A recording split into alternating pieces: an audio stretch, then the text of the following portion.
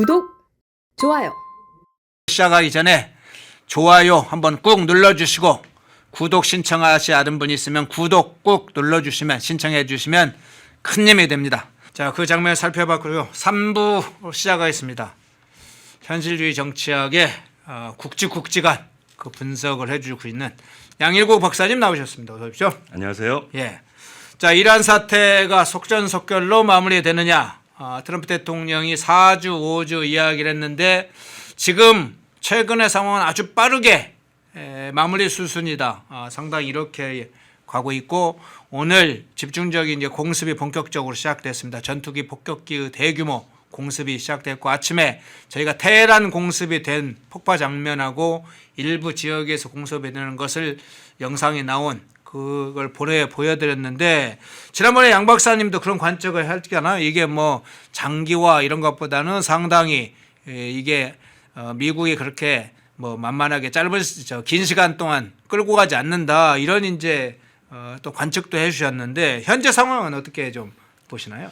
그 대략 그 트럼프 대통령 본인도 네. 그 군 그 수뇌부에 한 달 안에 끝낼 수 없을 작전 같으면 보고하지 마라. 뭐 그렇게 얘기한 적이 있고요. 또 그 참모들도 한 4주 정도 안에 종전할 수 있는 시나리오를 보고한 것으로 알려지는데 대충 우리가 그냥 상식적으로 한 달 정도의 일환을 뭐 마무리한다 그러면 아마 첫째 주에는 수뇌부 제거, 네. 뭐 방공망 무력화, 그 정도 과제를 마치면 훌륭한 거고요.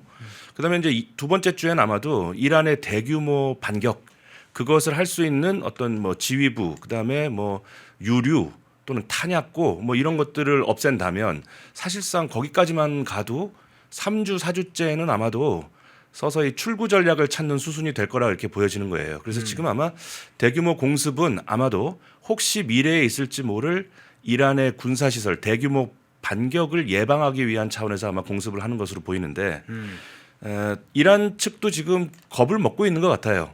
어제 그 신문을 보니까 이란이 좀 공식적으로 뭐라고 얘기했냐면 유럽 국가들에게 너희들 미국하고 이스라엘 외교관을 다 쫓아내라. 그럼 내가 니네들 배는 호르무즈를 자유롭게 지나가게 해주겠다. 이렇게 얘기했는데 이걸 잘 봐야 되는 게 통상적으로 우리가 이제 불량 국가라고 불리는 그런 나라들이 국제사회를 협박할 때 절대로 호르무즈 봉쇄 풀 일은 없다. 뭐 이렇게 나가는 게 사실 기존의 관례였단 말이에요. 근데 어찌 됐건 미국하고 이스라엘하고만 단교하면 내가 풀어줄게. 어쨌건 호르무즈 봉쇄를 풀어줄 수도 있다는 언급을 했다는 거. 이건 상당히 겁을 먹은 것으로 보이고요. 그리고 또 제가 지난 방송 말씀드렸던 바와 같이 거기에 세계 원유 물동량의 20%가 그리로 지나가는데 전 세계의 수많은 국가들이 그 호르무즈 봉쇄가 풀리길 바라고 있고 그중엔 중국도 있을 겁니다. 그러니까 이런 상황에서 호르무즈 봉쇄가 장기화되기는 어려울 거다. 어제 트럼프 대통령이 공화당의 한 행사에서 이야기한 게 재밌더라고요. 이란 사태는 매우 빨리 정리될 것이다. 그리고 또 이란 지도부하고 그 핵시설만 제거해도 미국은 99.9% 얻은 거다. 이런 식의 발언으로 볼 때 아마 장기적으로 이란의 늪이라고 우리가 말하듯이 그런 일은 없을 거라고 보이고요. 예. 그리고 이제 11월에 중간 선거가 있기 때문에 그러니까 대략 이렇게 미국이 대외적으로 전쟁이나 군사적인 개입을 하면 국내 지지도가 흔들리게 돼요.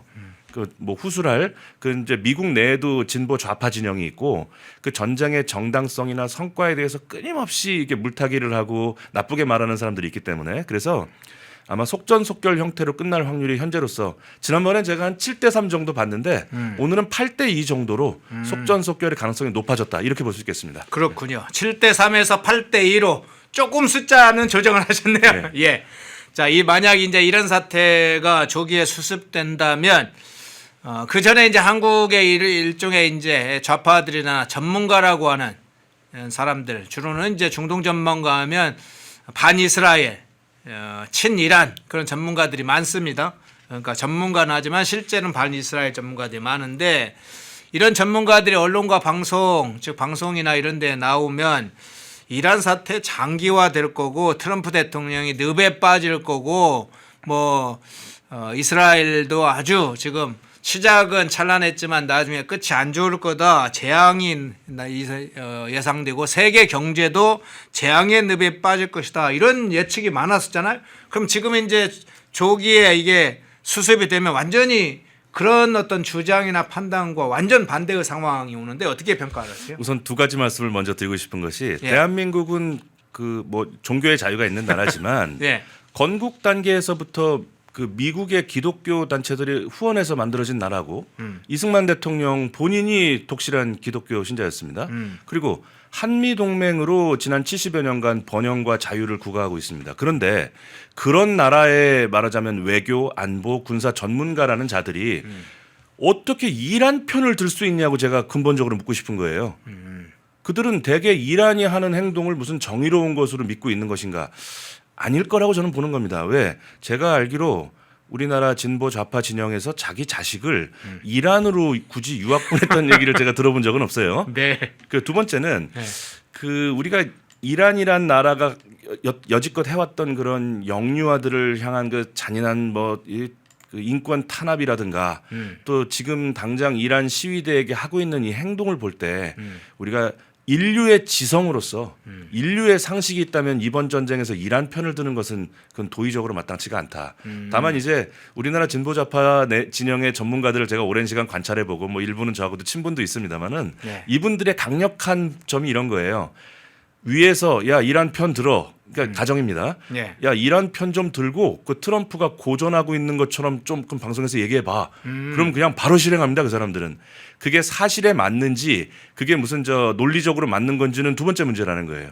어떻게 보면 그런 허접한 논평을 열심히 하는 것이 진영에 대한 충성 이런 논리가 있는 거예요. 그래서 제가 쭉 최근에 공중파 종편 잘 안 보지만 네. 이번에 오늘 방송을 위해서 쭉 모니터링을 해보니까 쭉 5가지 정도 우리나라 전문가들의 그 말하자면 친이란 행보가 유형별로 정리되는데 이제 첫 번째가 지금 선배님 말씀하신 중동의 늪에 빠졌다 요 프레임이 있는 것 같아요. 그러니까 말하자면 이거는 보니까 제가 실명은 얘기하지 않겠습니다만 뭐 우리나라 국립외교원에서 중요한 역할을 하셨던 어떤 분이 방송에서 그렇게 얘기하고 네. 또 뭐 평화 어쩌고 하는 시민단체에서 자칭 뭐 군사 전문가라는 분도 이런 얘기를 막 하는 것 같은데 이런 겁니다. 미국 너희들 큰 실수했다. 이란의 지상군 전력을 너무 과소평가한 거다. 너희들 벌집을 건드린 거다. 그리고 또 이란을 공습했으니 이제 북한이나 중국이 또 지역 내에서 또 2차, 3차 연쇄적인 군사 도발을 일으킬 거다. 지금 트럼프 때문에 우리나라 망하게 생겼다. 세계 경제 망하게 생겼다. 이렇게 요약이 되는 겁니다. 예. 자, 그런데 지금 작전이 개시되자마자 8시간 만에 지휘부 49명이 증발됐단 말이에요. 자, 우리가 이제 군사적으로 전면적인 이란의 반격이 있고 또 그 반격에 대한 또 다른 반격이 주고받으면서 이제 장기화되는 건데 이제 이건 군대 다녀오신 분들은 다 알겠지만 이 집중 타격이라는 개념이 있습니다. 네. 전체 병력을 한 곳에 투사시킬 수 있는 힘이 있을 때 대규모 반격이 가능한 것인데 아시다시피 그 이란에 이번에 작전 첫날 증발한 그 하메네이를 포함한 49명의 그 수뇌부들은요. 전체 이란의 육해공의 신경망 세포들입니다. 그러니까 이분들이 한날 한시에 사라졌기 때문에 대규모 미군을 향한 또는 이스라엘군을 향한 대규모 집중 타격은 애초부터 가능하지 않았다 이렇게 보는 게 군사학적으로 맞을 겁니다. 그러한 정황을 보여주는 게 그 사실상 이란하고 같이 움직이는 외부 세력들이 있습니다. 헤즈볼라, 예. 하마스, 뭐 후티 뭐 이런 조직들인데 과거 우리가 7, 80년대에 그 이란의 어떤 이슈가 있었을 때 대체로 후티, 하마스, 헤즈볼라 일치된 모습을 보여줬거든요. 뭐 이런 겁니다. 이란 영토 내에서는 전쟁을 하고 그런 외부 세력들은 자유 진영의 도시, 뭐 지하철, 뭐 이런 데다가 폭탄 테러하면서 일종의 하이브리드전을 전개해 온 게 관례였는데 이번에 조용하단 말이에요. 그러니까 제가 판단할 때는 그 49명이 증발해 버리니까 후티 헤즈볼라와의 연계점이 없는 겁니다. 그러니까 지금 그런 외부 세력들이 각자 도생하는 모양새예요. 뭐 일치된 의견을 내놓는 것이 아니고 그저 그때 상황 봐서 우리도 뭐 반격을 할 수도 있어. 그다음에 소규모로 호르무즈 해협을 통제하는 데 좀 힘을 보탠다든가 뭔가 좀 각자 도생, 각자 살기 뭐 이렇게 지금 보여준단 말이에요. 그런 점으로 볼 때 지금 이란이 집중 타격 또는 대규모 뭐 어떤 반격을 통해서 이 사태가 장기화될 확률은 크지 않다. 이렇게 보는 게 맞을 겁니다. 예. 자, 장기화가 조기 이제 이 수습이 되는 마무리되는 수순으로 갈 가능성이 높다. 그리고 그 국면에 이미 들어섰다. 이제 그런 부분을 좀 분석을 해주셨네요.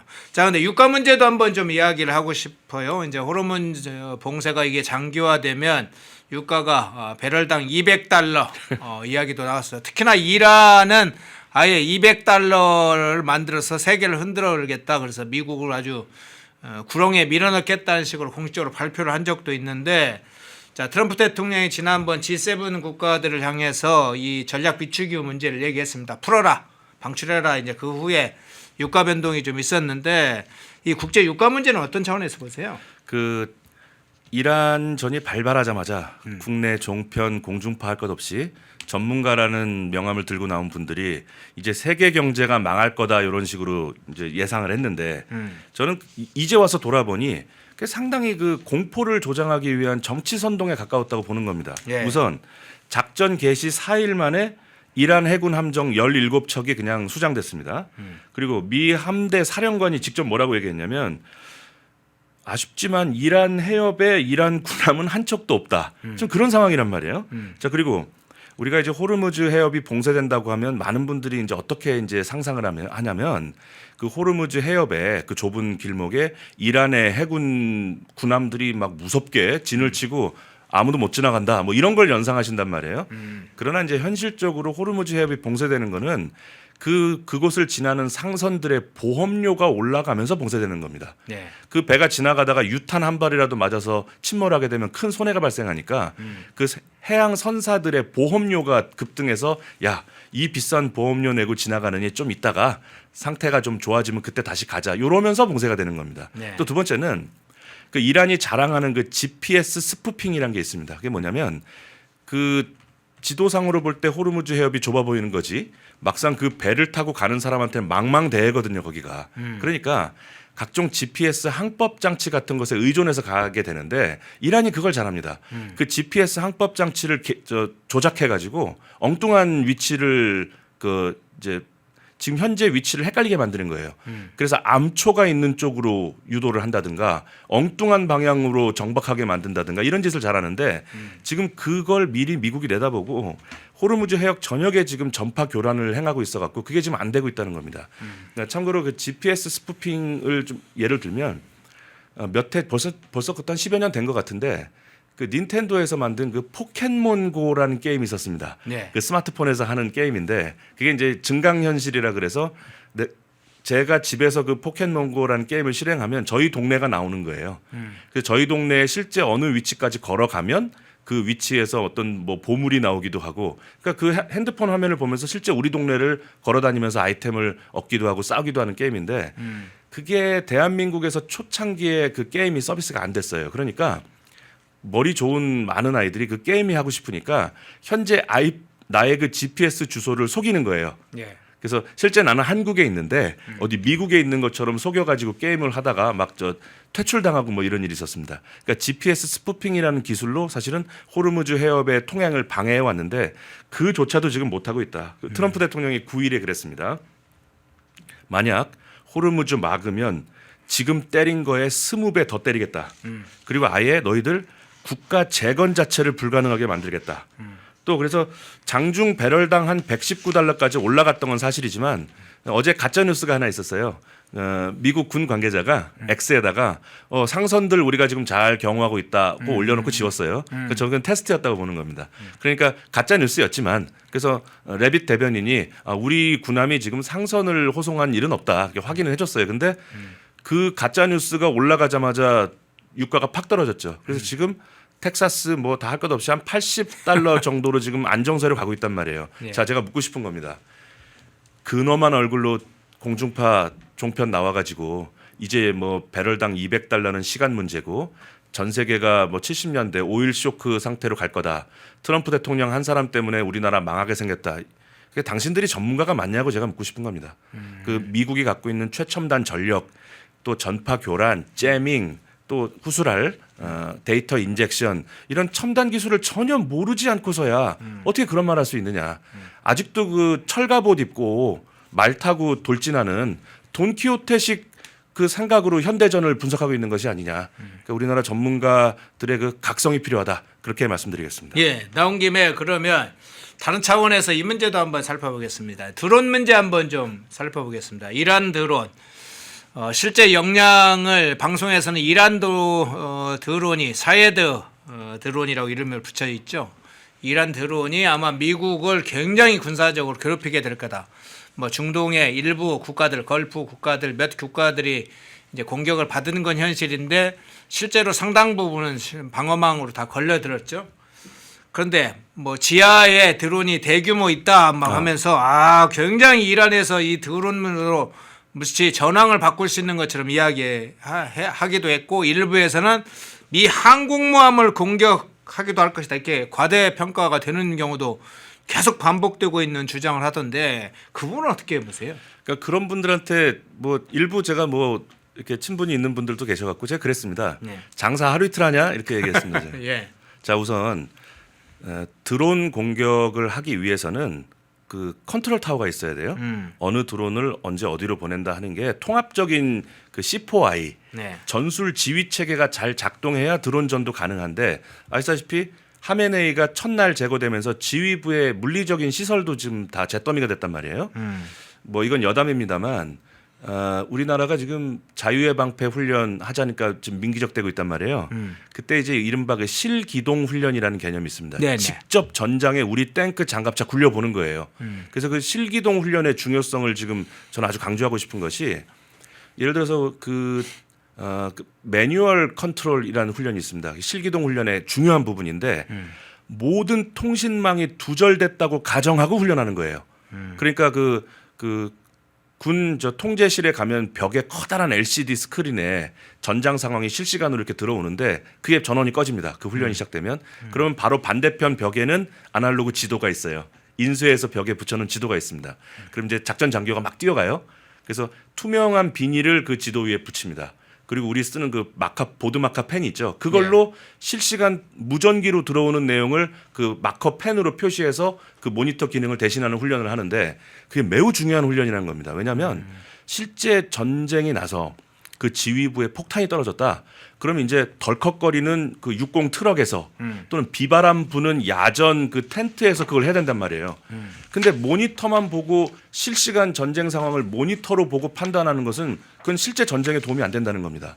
자, 그럼 미국 지금 이란의 지휘부가 지금 그 지경이란 말이에요. 네. 지도에다 펜으로 지금 그려서 지휘 통제를 해야 되는 상황인데 거기다 지금 첨단 그 강습함에서 그 전파 째밍 그것 때문에 지금 드론을 운영할 역량이 돼 있지 않다. 사실 이렇게 분석해야 정직한 것이죠. 자, 그리고 지금 이란산 그 드론에 저가 GPS 칩이 있어가지고요.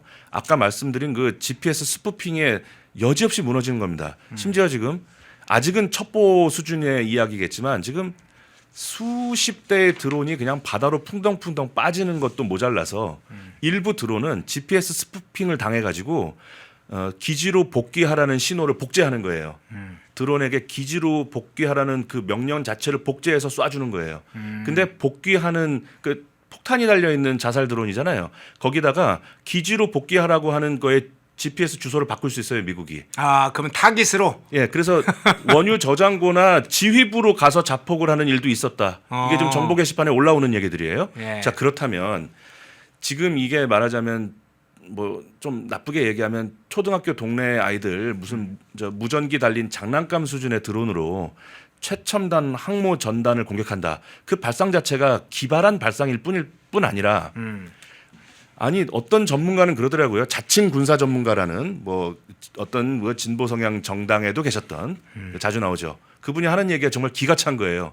지금 미국의 전체 미사일보다 이란의 드론이 수적으로 더 많다. 그러니까 그 드론을 일일이 미사일로 격추시키다 보면 미국의 그 화력이 바닥날 거고 그러면 미국은 철수할 수밖에 없다. 좀 장난하냐고 제가 그 드론 그 조그만 드론을 그 토마호크 미사일로 잡는 게 아니죠. 그 기본 현대 드론전의 전술을 이해하지 못한 전문가 아니냐는 거예요. 그 전문가라고 불러서는 안 될 것 같은데. 그래서 지금 그 미국의 최첨단 그 GPS 스푸핑이나 디지털 인젝션이라고 불리는 그런 전파 교란 내지는 전파 탈취하는 방식을 통해서 드론이 거의 제 역할을 못 하고 있다. 근데 우리가 이게 이해가 안 가시면 과거에 인터스텔라라는 영화가 있었습니다. 예. 우주 여행하는 영화였는데 네네네. 거기 보면은 주인공 그 아버지가 딸의 아버지가 주인을 잃고 빙빙 돌고 있는 무인 드론을 하나 발견을 해요. 저기 나오네요. 네. 그 우리 기술 우리 피디들이 뭐 바로바로 찾아내요. 이게 거의 이 속도 보십시오, 속도. 지금 바로 이런 수준의 기술진이 있는데 네. 뭐 우리가 과연 지겠느냐, 뭐 이렇게. 그래서 거기 보면 이제 무인 드론이 주인 잃고 뱅글뱅글 돌아가고 있으니까 그 노트북으로 그 드론을 통제하는 그 통제실을 해킹해서 그 아이디어하고 비번을 찾아내서 로그인한 다음에 살살살 꼬셔가지고 그 무인 드론을 내 발 앞에 착륙시키는 장면이 나옵니다. 근데 이제 전문가들에게 제가 직접 물어보니까 그런 식으로 아이디하고 비번을 해킹하는 것도 안 할 거다. 지금 미국은 그냥 실시간으로 그 드론하고 이란 관제소가 주고받는 전파 자체를 그냥 분석해서 이거는 어디로 가라는 신호다. 이거는 뭐 어디다 복귀하라는 신호다. 이거 실시간으로 그냥 가로챈다는 거예요. 그래서 지금 그 강력한 미국의 항모전단 앞에 이란 드론은 종이 비행기다. 이렇게 정리할 수 있겠습니다. 예. 자, 반이스라엘 세력, 반미 세력들이 방송을 이용해서 아주 교묘하게 이제 발언을 하고 있습니다.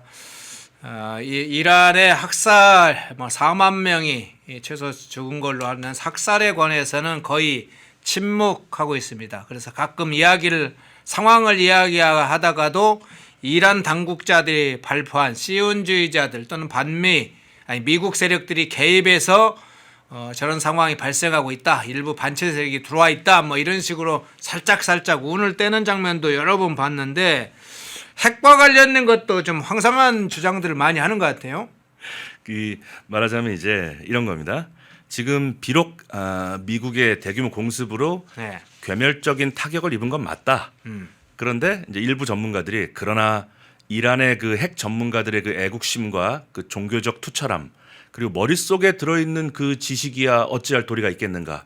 오히려 이것은 이란을 더 자극해서 핵 개발을 가속화하게 되는 결과로 이어질 것이다. 세상에 그런 분석도 공중파에서 나오던데 네. 이거는 이렇게 봐야 될 것 같습니다. 하메네이를 포함한 지도부 49명이 증발을 했는데 핵 개발을 하려 그래도 지휘 체계가 있을 것이고 또 그 지휘 체계가 작동을 해야 핵 개발 그 전문 인력을 적재적소에 투입할 거 아니에요? 인프라가 없는데 어떻게 핵 개발을 할 수 있겠느냐라고 반문하고 싶은 거고요. 결국 이것도 처절한 이란 편들기 내지는 미국이 제발 좀 망신당하고 이번 전쟁에서 더 많은 시행착오를 겪기 바라는 마음 또 그런 시청자들의 니즈를 충족시키기 위한 정치 선동에 불과하다고 저는 보는 겁니다. 제가 예를 하나 드리겠습니다. 네. 2007년부터 2010년 정도 사이로 알려졌는데 그 스노든 폭로라는 게 있었어요. 네네네. 미국의 정보기관의 그 비밀스러운 내용을 그 스노든이라는 청년이 폭로한 그때 나온 얘기입니다. 이게 이 당시에 스톡스넷이라고 하는 저 바이러스 공격이 있었는데 이게 뭐냐면 이란 지하에 그 원심 분리기가 뱅글뱅글 돌아갑니다. 그래서 우라늄의 농축 비율을 높여서 핵무기를 만드는 건데 뭐 그건 뭐 지하 깊숙한 곳에 있을 뿐 아니라 아예 그 원심 분리기를 통제하는 것도 일종의 컴퓨터 운영 체제가 필요한데 그게 외부 인터넷과 완전히 단절돼 있어요. 해킹을 우려한 겁니다. 그런데 뇌물을 줬는지 뭐 어떻게 했는지 거기 일하는 직원 하나를 포섭을 해가지고 야 아무것도 묻지도 따지지도 말고 이 USB를 거기다 끼워. 그럼 내가 너 페라리 사주고 돈 줄게. 아마 이랬던 것 같아요. 그래서 그 직원이 이제 포섭된 어떤 직원이 그 지하 깊숙이 있는 우라늄 원심 분리기 그 통제 장치에 그 USB를 꽂으니까 어떤 일이 생겼냐면 그 원심 분리기를 통제하는 그 모니터 상에는 아주 정상적으로 작동하고 있는 것으로 출력이 되는 거예요. 근데 실제로는 가장 천천히 돌았다가 가장 빨리 돌았다가 이걸 계속 반복시킨 거예요. 그래서 원심 분리기가 다 망가진 겁니다. 그걸로. 지금 이미 2007년에 땅속 깊이 있는 그 이란의 원심 분리기를 그런 해킹으로 일단은 더 진일보하지 못하게 막아왔던 겁니다. 미국이. 근데 나중에 알고 보니까 재밌는 게 그 스톡스넷이라는 그 공격을 그 미국이 강행한 이유가 뭐였냐면 이란의 핵시설을 무력화하는 게 목적이 아니고 이란이 너무 핵무기 발전 속도가 빨라지면 이스라엘이 또 더 큰 무장을 할 수도 있고 이스라엘이 선제 공격을 할 수도 있고 시끄러워지니까 이스라엘을 달래려고 미국이 그렇게 했다는 겁니다. 그러니까 지금 미국의 그러한 군사력 또는 이란 핵시설에 대한 통제는 상상을 초월하는 단계에 이미 와 있었던 겁니다. 근데 이미 물리적으로 벙커버스터까지 맞은 상황에서 너희들 이란을 건드렸어. 이란 전문가들이 가만히 있지 않을 거라고 뭐 이러고 앉아 있는 거 아니에요 지금요. 그래서 아마 제가 오늘 소개해드린 우리나라의 그 이른바 전문가 호소인들의 가장 완결판이 아무리 때려도 이란은 다시 일어날 거야 뭐 이런 거죠. 무슨 아직도 그 우리 어렸을 때 보던 로봇 만화들 있습니다. 그거 보면 이제 적이 로봇을 공격해가지고 우리 기지나 로봇가 일부 파손되죠. 그럼 로봇을 조종하는 남자 주인공이 눈물을 흘리면서 가만두지 않을 거야. 뭐 이런 수준의 반론을 전문가들이 나와서 하고 있다. 그리고 과거에서 좀 그만 깨서 나오시라고 제가 말씀드리고 싶은 거예요. 지금 뭐 돈키호테가 저 철갑 갑옷 입고 칼 들고 풍차를 향해 돌격하는 시대가 아닙니다 지금. 그래서 우리가 펜앤마이크 시청자분들도 이 공중파나 종편의 전문가들 이야기하는 것을 오늘 제가 드린 말씀을 참고해서 이렇게 보신다면은 현혹될 가능성을 줄일 수 있지 않을까 그렇게 생각합니다. 예. 자 마지막으로 이거 한번 좀 살펴볼게요. 지난번에 쿠웨이트 방공망의 5인 사격 그런 뭐 미군 전투기가 격추됐다 이런 발표가 좀 있었잖아요. 예. F-15 오폭 사고 문제였는데 뭐 이란 미사일의 승리네 어찌나 이렇게 해서 완전히 가장 이상한 어떤 이렇게 자막도 나오고 그랬어요. 완전히 침소봉대하는 그런 주장도 있었는데 이 사건의 내막 사실관계는 어떻습니까? 그 아직 언론에서 구체적인 내용은 공개가 안 되고 있는데 네. 뭐 아까 말씀드린 것처럼 뭐 장사 하루 이틀 하는 게 아니기 때문에 대충 여러 가지 정황으로 그날의 상황을 좀 재현해 본다면 제 짐작으로 첫째로 이제 미국의 F-15 전투기 조종사들이 적국의 상공을 지나갈 때는 모든 관제, 보안 또 미사일 탐지 이런 거를 풀 가동을 하고 지나가요. 네. 적국에 지나가니까. 근데 쿠웨이트는 전략적인 우군이란 말이에요. 그러니까 상당히 보안 체계나 이런 걸 왜 그것도 다 전력 소모가 되고 연료를 쓰기 때문에 여기는 우리 우방국의 영공이니까 그런 보안이나 탐지 시스템을 상당히 낮춰놨을 가능성이 있어요. 첫째는.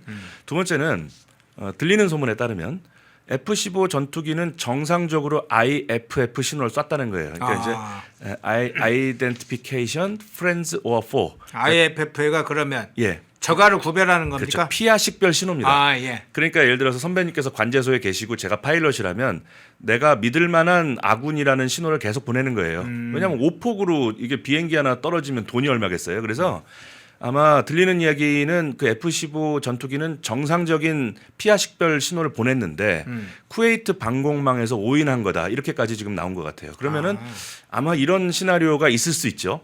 있을 수 있죠. 미국이 쿠웨이트를 상대로 야 너희들 막 중동에서 어떤 급변 사태 생길지 모르는데 너희들 막 방공망 그거 좀 업데이트 좀 하고 필요하면 우리 장비 달라고 해. 네. 근데 쿠웨이트 군인들이 아무리 미국이 동맹 또는 우방이라 그래도 그래도 쿠웨이트 군의 자존심이 있는 겁니다. 그리고 또 방공망 시스템 체계를 미군을 불러가지고 저희는 잘 모르니까 업그레이드 해줘요라고 말하기는 좀 곤란한 부분이 있는 거예요. 군사 보안이라는 게 있기 때문에. 그래서 아마 차일피일 미뤘을 거다. 그러니까 지금 첨단 방식으로 아군이라는 신호를 보내는데 그 쿠웨이트 방공망이 그 신호를 못 알아먹은 거죠. 그러니까 아군 전투기를 향해 미사일을 쐈는데 아마도 레이더를 조준해서 쏘는 방식은 아니었을 거예요. 레이더를 락건하는 순간 그 F-15에선 자동적으로 그 회피 기동 내지는 그 뭐죠 플레어가 발사돼서 미사일을 막는데 아마도 적외선이나 열추적 미사일을 쐈다 그러면 자 종합하면 우리 우방의 상공을 지나고 있으니까 보안 관제 그 레벨을 낮춰놨을 거고 거기에 열추적 미사일을 쐈다 그러면 레이더 락건이 안 됐기 때문에 아마 그 할 일 없이 그래서 다행히 이제 전투기 조종사들은 다행히 다 살았습니다. 그 참 큰 자원들인데 다행이고. 네. 근데 이제 아마도 미국이 쿠웨이트가 괘씸할 거예요. 그렇지만 적전 분열을 하는 모습을 보일 수는 없으니까 이 사태와 별개로 쿠웨이트의 지원에 감사한다 이렇게 멋있게 성명을 냈지만 제가 장담합니다. 이제 이 전쟁이 끝나고 나면 이제 쿠웨이트 방공망에 대한 살벌한 말하자면 구조 조정이 이제 행해질 거다. 그래서 이번 사태는 이걸 가지고 또 이제 말 만들기 좋아하는 분들이 뭐라고 하냐면 이제 봐라 이란의 본격적인 반격이 시작된 거다. 저 첨단 전투기가 맥없이 추락하는 저 모양을 봐라. 트럼프 넌 잘못 건드렸어. 뭐 이렇게까지 얘기하는 것 같아요. 이것은 쿠웨이트 방공망의 유지 보수에 허점이 나온 거지 미군의 전력에 허점이 있다고 말할 수가 없는 것이다. 그리고 또 이건 뭐 연쇄적으로 해볼 수 있는 얘기는 우리도 쿠웨이트 골 나기 싫으면 자유의 방패 훈련 열심히 참여해가지고 우리의 취약점을 발견하고 업데이트하려는 노력을 해야지. 이 쿠웨이트 무슨 망신이냐는 거예요. 거기 보니까 그 인터넷 영상을 제가 봤는데 그 비행기 추락한 걸 보니까 이게 아군기란 말이에요. 그러니까 그 당황하는 군 관계자 같은데 이거 어떡하지? 이거 미군기네. 우리도 그런 꼴이 날 수 있다. 그래서 항상 군 전력 대비 태세를 강화해야 되겠다. 그렇게 생각합니다. 예, 오늘 사실 여러 가지 떠돌고 있는 이야기를 포함해서 특히나 반이스라엘 반미 세력들이 주장했던 특히 언론을 통해서 드러나고 있는 여러 장면들을 하나하나 살펴봤습니다. 오늘 양일국 박사님이 양장하셨어요. 양장하셨다는 게 뭐냐면 장난하냐? 또 하나는 장담합니다. 그 두 가지 지금 뭐 기왕 양장한 김에 네. 2분만 주신다면은 네.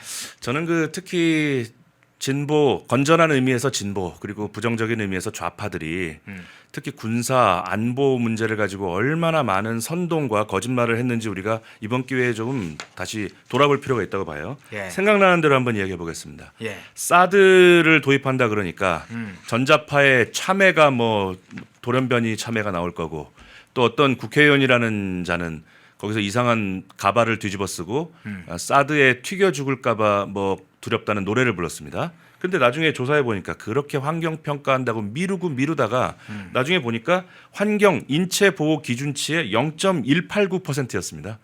그러니까 우리 펜앤마이크 앞에 대기실에 있는 전자레인지보다 안전했다는 얘기예요.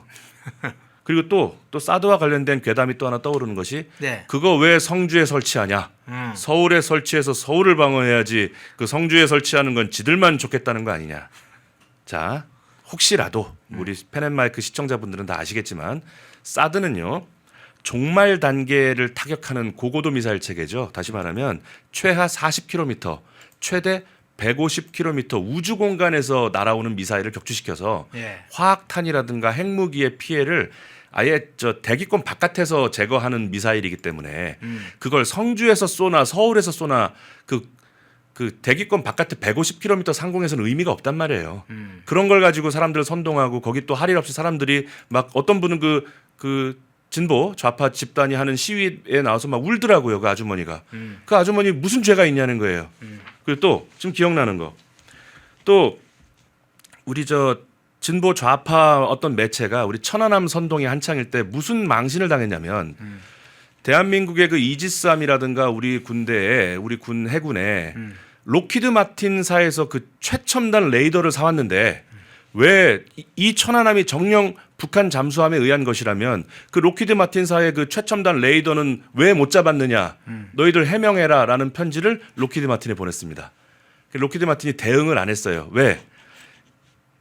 야 이 자식들아 잠수함을 레이더로 잡니? 잠수함을 잡는 건 수중 음파 탐지기 소너로 잡는 거죠. 예. 그러니까 우리나라 그 군사 전문가랍시고 그렇게 설치던 그런 자들이 레이더와 소너의 차이를 몰랐다는 거예요. 바로 그런 수준의 소위 전문가들이 대한민국 안보 이슈가 있을 때마다 대한민국 여론에 흙탕물을 뿌리고 정상적이고 멀쩡한 군사작전을 마치 음흉한 음모가 있는 것처럼 이야기하고 한미동맹을 발전시킬 수 있는 한미동맹의 한 발전 단계의 중요한 그 사드 배치를 몇 년을 방해하고 거기에 우리 속절없이 당한 겁니다.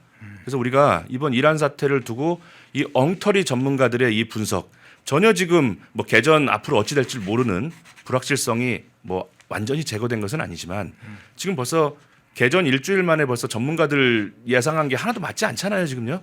이런 점을 우리가 다시 볼 때 그 허접한 그런 군사 전문가들로 인해서 한미동맹이나 대한민국 안보 태세가 물을 흐리는 일이 없도록 우리 시청자분들이 단단히 경각심을 가져주시기를 부탁드립니다. 예. 양일국 박사님 오늘 전체적 내용을 마지막에 딱 요약해서 정리를 해주셨네요. 중요한 때마다 항상 핵심적인 국제적 이슈를 딱딱딱 핵심 맥락을 정리해 주시네요.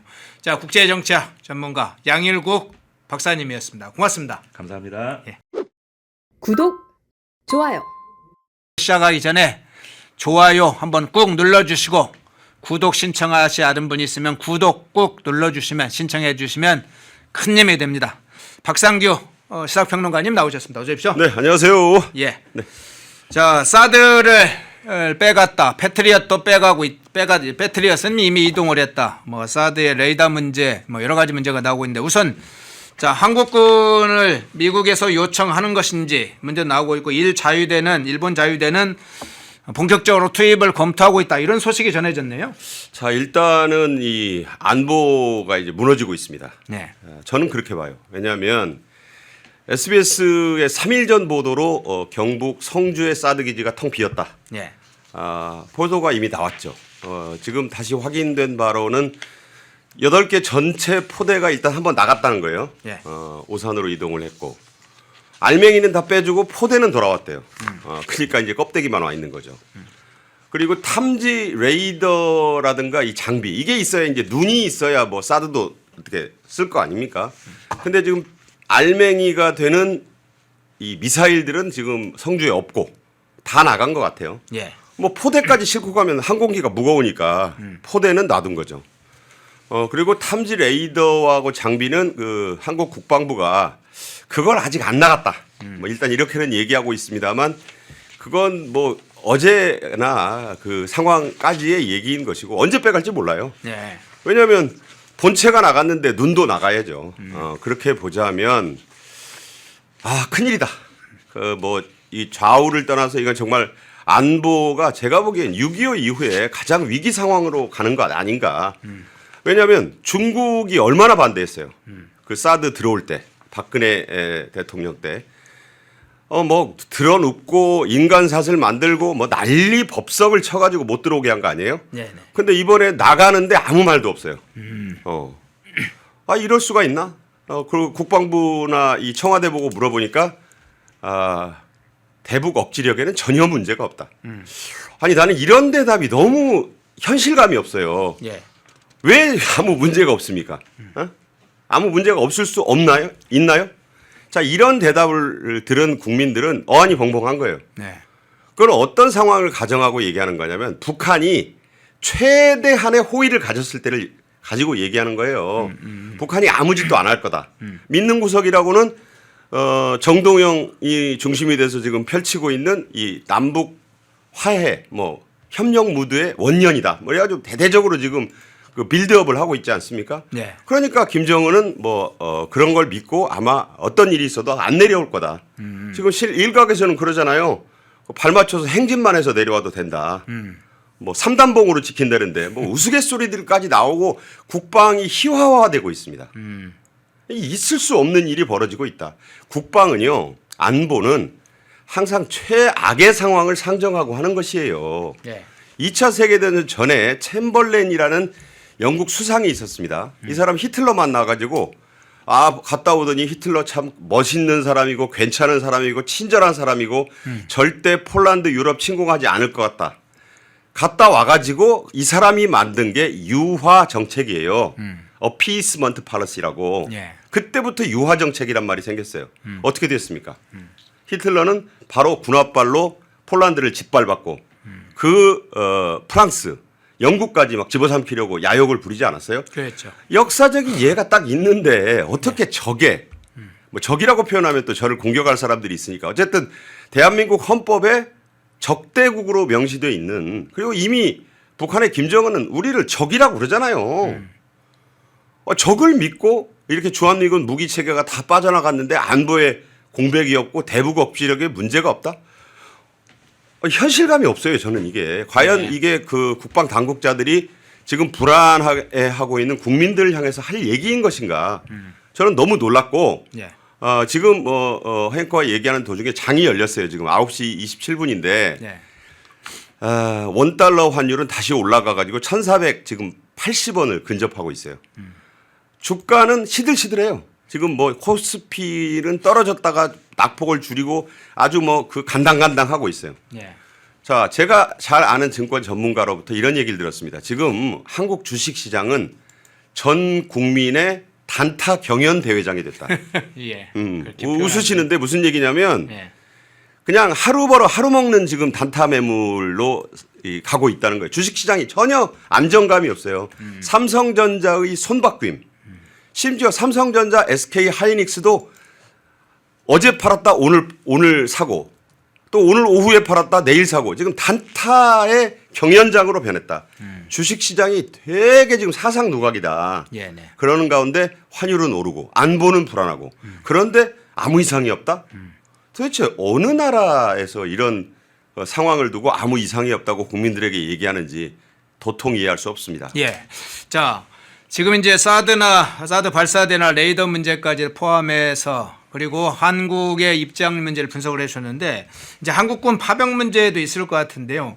일본 자위대 문제도 한번 좀 잠깐 점검을 해보면 좋겠습니다. 네네. 한국군 파병 문제와 좀 대비된 장면이 될 것 같은데 미국에서 이 호르무즈 해협 일대이든 중동 뭐 일대 지중해 일대이든 일본 자위대 투입 검토를 일본 자위대에 좀 파병을 요청을 사실상 하게 되면 일본 자위대의 파병 검토가 본격적으로 진행되고 있다고 알려져 있곤 한데 그 문제 어떻게 보시는지 하고 한국에 요청할 경우에 어떤 상황이 올까요? 자, 뭐 답은 나와 있는데 하나하나 설명을 드릴게요. 예. 바다를 청소하는 것을 소해라고 합니다. 청소할 때의 소자에 바다 해자. 이게 뭐냐면 기뢰 청소하는 거예요. 기뢰를 바다의 쓰레기로 보는 거예요. 소해정이란 말 자체가 일본어를 우리가 이제 갖다 쓰는 겁니다. 네네. 그게 무슨 중국말도 아니고 우리가 만들어낸 말도 아니에요. 소해정. 기뢰 부설함을 격침시켰다고 어제 트럼프 미국 대통령이 밝혔잖아요. 네네. 16척. 아마 속속 잡고 있을 겁니다. 자, 기뢰를 바다 쓰레기로 보고 이걸 청소를 해야 호르무즈 해협이 이제 안정이 될 텐데 계속 말씀드리지만 이 기뢰 부설함을 격침시키는 것 못지않게 지금 자위대의 병력, 일본이 해상자위대가 사면이 바다로 돼 있는 섬나라기 때문에 일본은 기뢰 이런 거에 아주 특화돼 있어요. 우리도 기뢰 제거 잘해요. 그래서 미국이 지금 일본에 요청한 게 뭐 무슨 자위대 병력을 보내라. 그건 일본은 또 부담이죠. 네네. 평화헌법이 아직은 유지되어 있는데 그러니까 네. 이미 일본에서는 다카이치 정부가 해상자위대의 파견을 검토한다는 얘기 나온 지는 오래됐어요. 네. 개전 초부터 나왔어요. 그러면 이 실체가 뭐냐? 이제 호르무즈 해협을 뚫기 위해서 바다를 쓰레기들을 이란 이 부설한 기뢰들을 쓸어내기 위해서 미군 해군의 그 기술과 역량으로만은 좀 부족한 감이 있잖아요. 그래도 바다인데 33km에서 55km가 되는 그 바다에서 그 둥둥 떠다니거나 바다 밑에 달랑달랑 달려 있는 계류형 기뢰, 뭐 접촉형 기뢰 이거 아주 힘들어요. 그래서 이 한 대당 기뢰 가격이 한 220만 원 된다든가 되게 싸요. 네. 근데 이거를 제거하는 비용은 훨씬 더 들고 그리고 또 사람과 인력이 많이 들어갑니다. 부설하는 시간에 200배가 든다는 말도 있어요. 그러니까 이제 일본 해상자위대의 특화된 노하우가 필요해서 아마 가면 일본 해상자위대는 소해정 중심으로 그리고 일본은 자기네가 90에서 95%를 수입해오는 중동산 두바이유 지켜야 되잖아요. 네네. 명분도 딱 있고 그래서 아마 가게 되면 그게 갈 것 같다라고 전문가들이 얘기하고 또 가야 마땅하다 그렇게 봅니다. 그런데 우리는 뭐 예외인가요? 우리도 중동산 두바이유를 70% 정도 가져오고 있고 그 안쪽에 갇혀 있다라고 지금 추정되는 이재명 정권은 발표도 안 해요. 그게 몇 척인지. 예. 지금 중요한 그런 걸 발표해야지. 왜 발표 안 합니까? 제가 알기로는 30척 가까이 유조선이 지금 발이 묶여 있어요. 예. 그거 데려오려면 우리도 일본하고 처지가 같잖아요. 기름 가져와야죠. 왜 병력 안 보냅니까? 청해부대를 보내든 우리 기뢰 제거 부대를 보내든 지금 그럴 수밖에 없는 상황 아니겠는가? 근데 여기에 대해서 정작 아무 말도 안 하잖아요. 대북 억지력은 문제가 없고 한미 공조에는 이상이 없다. 저는 너무너무 이상한 입장만 반복해서 나오고 있다. 혹시 녹음기 갖다 놓고 트는 거 아닌가? 예. 그런 생각마저 들고 있습니다. 예. 그러니까 한국한테 요청이 오면 어떻게 할 거냐? 기자들이 물어는 보는 모양이에요. 뭐라고 하느냐? 묵묵부답. 아직 묵묵부답. 정해진 바는 없고 예. 요청이 온 바는 없다.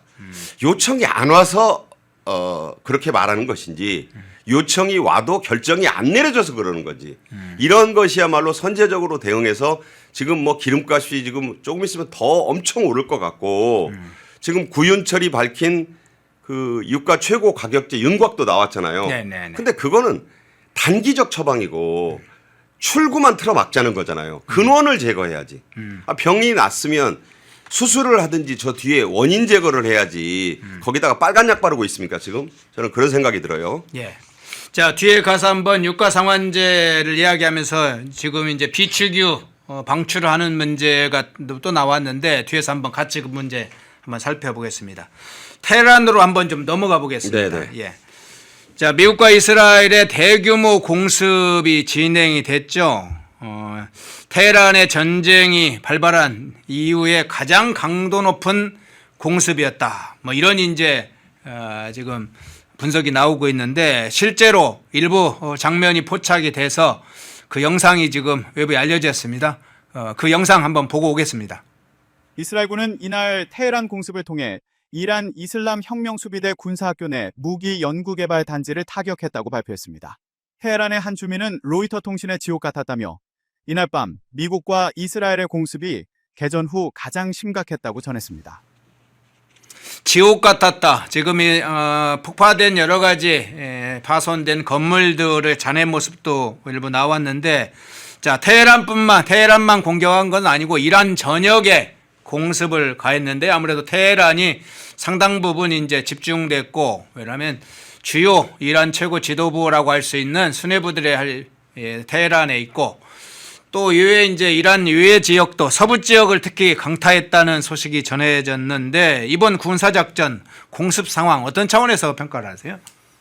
오죽하면 지옥 같다는 표현을 쓸까요? 살아있는 지옥을 생지옥이라고 합니다. 살아서 보는 지옥. 생지옥 같다는 표현이 자연스럽게 나오잖아요. 지금 오늘 보도 중에 제가 가장 놀랍게 본 것이 이란 혁명수비대가 뭐라고 지금 이란 국민들에게 엄포를 놓고 있냐. 혁명수비대가 방아쇠 위에 손가락을 얹고 있다. 네네. 이게 무슨 소리인 줄 아세요? 나오면 쏴버리겠다는 거예요.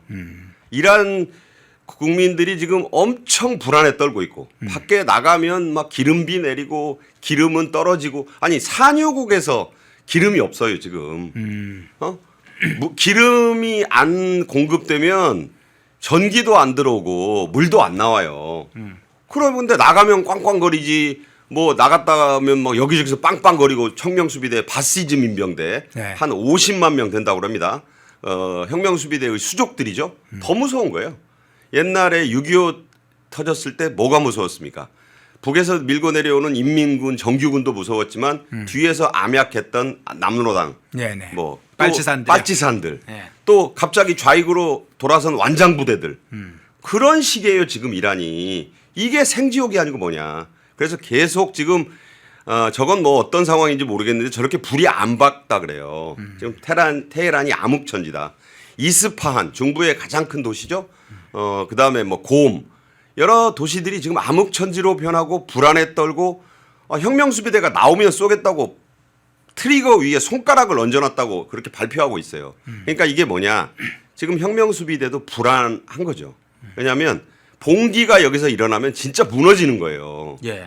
그런 부분이 있고 그다음에 일단 모스타바의 사망설이 어제부터 계속 나옵니다. 모스타바, 하메네이. 개전 초기 때 폭탄을 이미 맞은 것 같고 지금까지 확인된 뭐 뉴욕타임스, AP, 로이터, AFP 같은 그야말로 유력 언론들의 공통 분모는 다리 다친 건 확실하다. 예. 그리고 움직이지 못하는 상태에서 지금 안 나타나고 있잖아요. 그 라마단이라고 있어요. 지금 라마단 회교의 그 가장 중요한 그 금식 기간 축제를 라마단이라 그래요. 네. 우리나라의 뭐 추석 연휴, 설 연휴 그 이상 훨씬 중요한 그 라마단 때 이가는 최고 지도자가 안 나타난다? 이상한 거거든요. 일부러라도 나와서 자기의 건재함을 보여야 되는데 안 나온다. 그래서 다친 건 확실한데 얼마나 다쳤느냐. 근데 여러 그 SNS 상으로는 이미 죽었다. 응? 그래서 못 나오는 거다. 네네. 그쪽에 자꾸 무게가 실려요. 예. 그러니까 이제 라마단이 끝날 때까지 얼마 안 남았어요. 제가 알기로는 그 기간까지 만약에 육성도 안 나오고 동영상도 안 나오고 가장 확실하게 대중들에게 모습을 드러내지 않으면 모스타바도 죽었다고 봐야 됩니다. 그 모스타바가 죽었다는 걸 왜 그러면 다쳤다는 걸 저렇게 꽁꽁 숨기고 있느냐. 혁명수비대가 그나마 버팀목이 저 모스타바의 존재다. 근데 모스타바마저 죽었다? 야 그러면 그동안 쇼한 거야?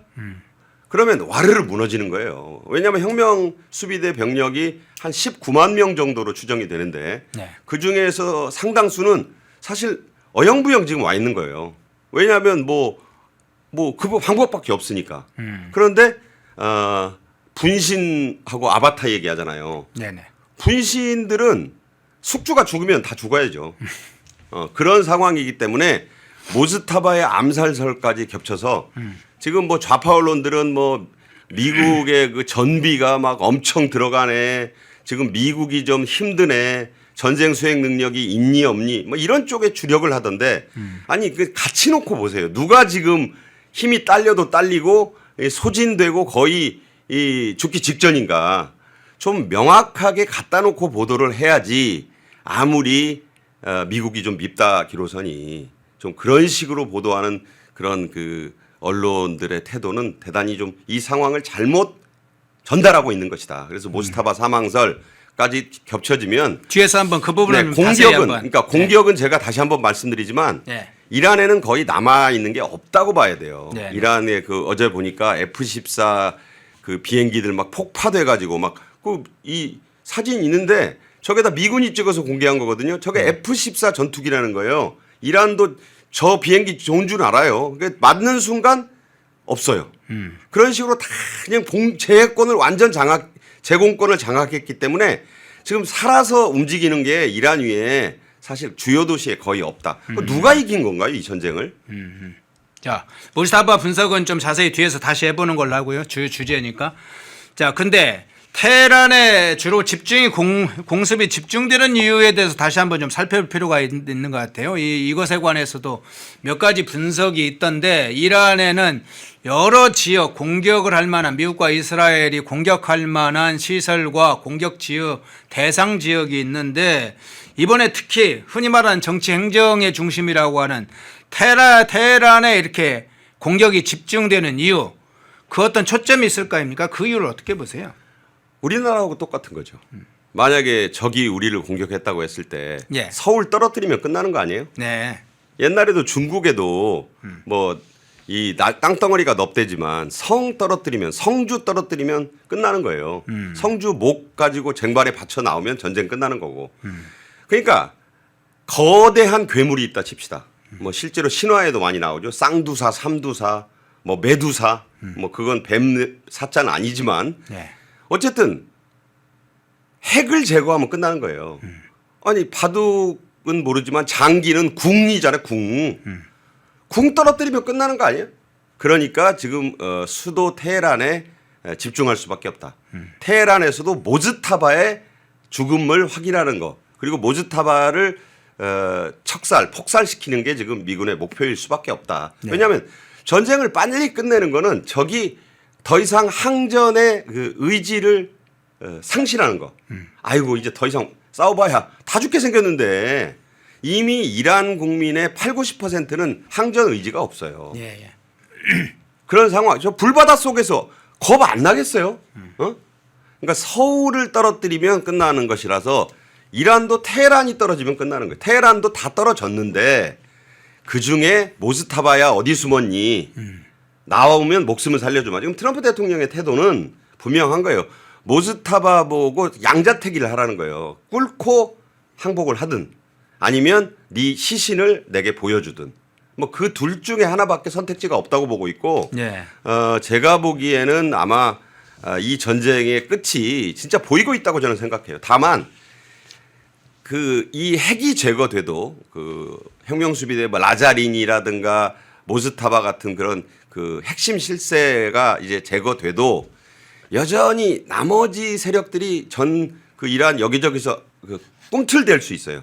그게 이제 가장 군사 전문가들도 우려하는 게 호르무즈 해협에 남아 있는 해적 같은 그 선수들이 뭐 그 사람들이 길에 계속 풀면서 끝까지 우리는 저항한다. 뭐 후티 반군 같은 그런 해적들 말하는 겁니까? 그렇죠. 아니 네. 뭐 이란 혁명 수비대도 해적 수준이지 그게 무슨 네네. 정규군이겠냐고요. 그러니까 이 해적이 달래 해적이 아니에요.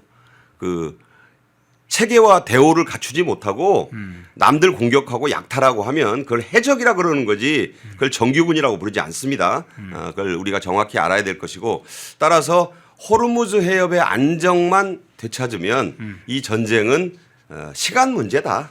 그리고 트럼프 대통령 자신이 이미 이 어느 정도 선에서 전쟁을 끝내야 될지 그래서 벌써 나온 얘기가 있잖아요. 이 전쟁은 내가 끝내고 싶을 때 끝낸다.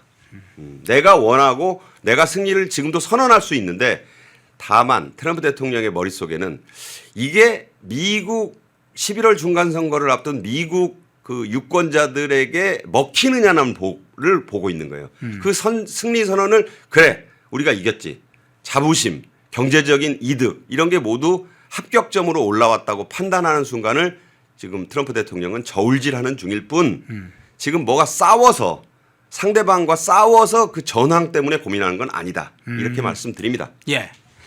자, 그런데 이란에 이제 테헤란이 집중적으로 공습이 진행될 때 이란 내부에서 나온 이야기들이 언론에 보도된 게 있어요. 두 가지가 이제 보도가 됐는데 그 부분을 묶어서 한번 제가 좀 여쭤볼게요. 네. 사실은 이제 이 테헤란 공습은 이미 미국에서 예고를 했기 때문에 어느 정도 제한 없는 공격, 대규모 공습은 예고가 됐었잖아요. 그렇죠. 그런데 이란 지도부가 이 공습 경보 조치나 시민 대피 필요한 가이드라인조차 제대로 작동시키지 않았다.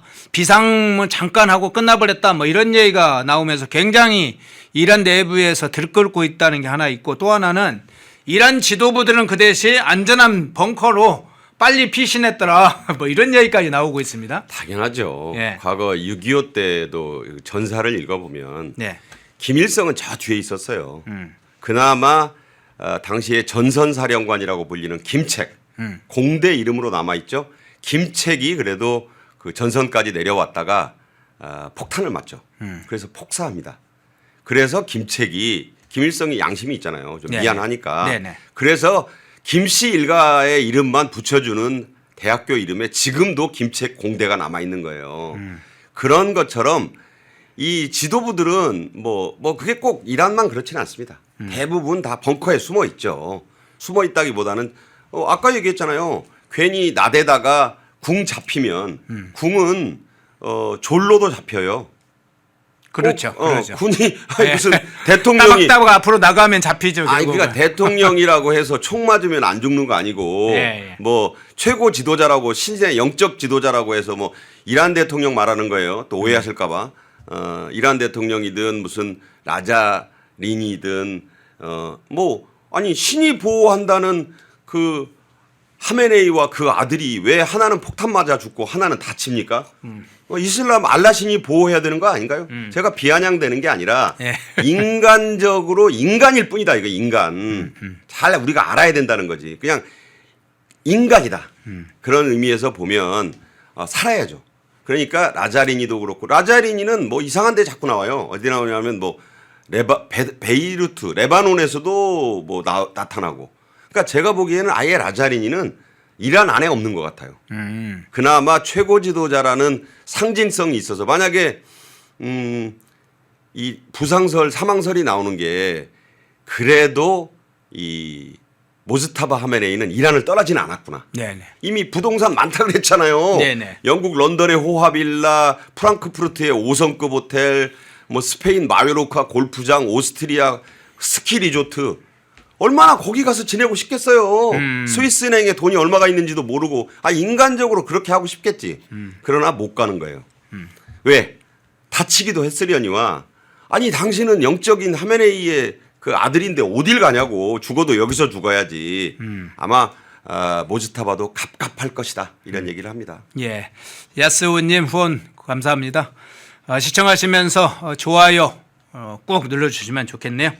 자, 그런데 방공망이 지금 어쨌든 뭐 존재하는가조차도 의심스럽습니다. 이 이란의 방공망은 사실상 사라졌다.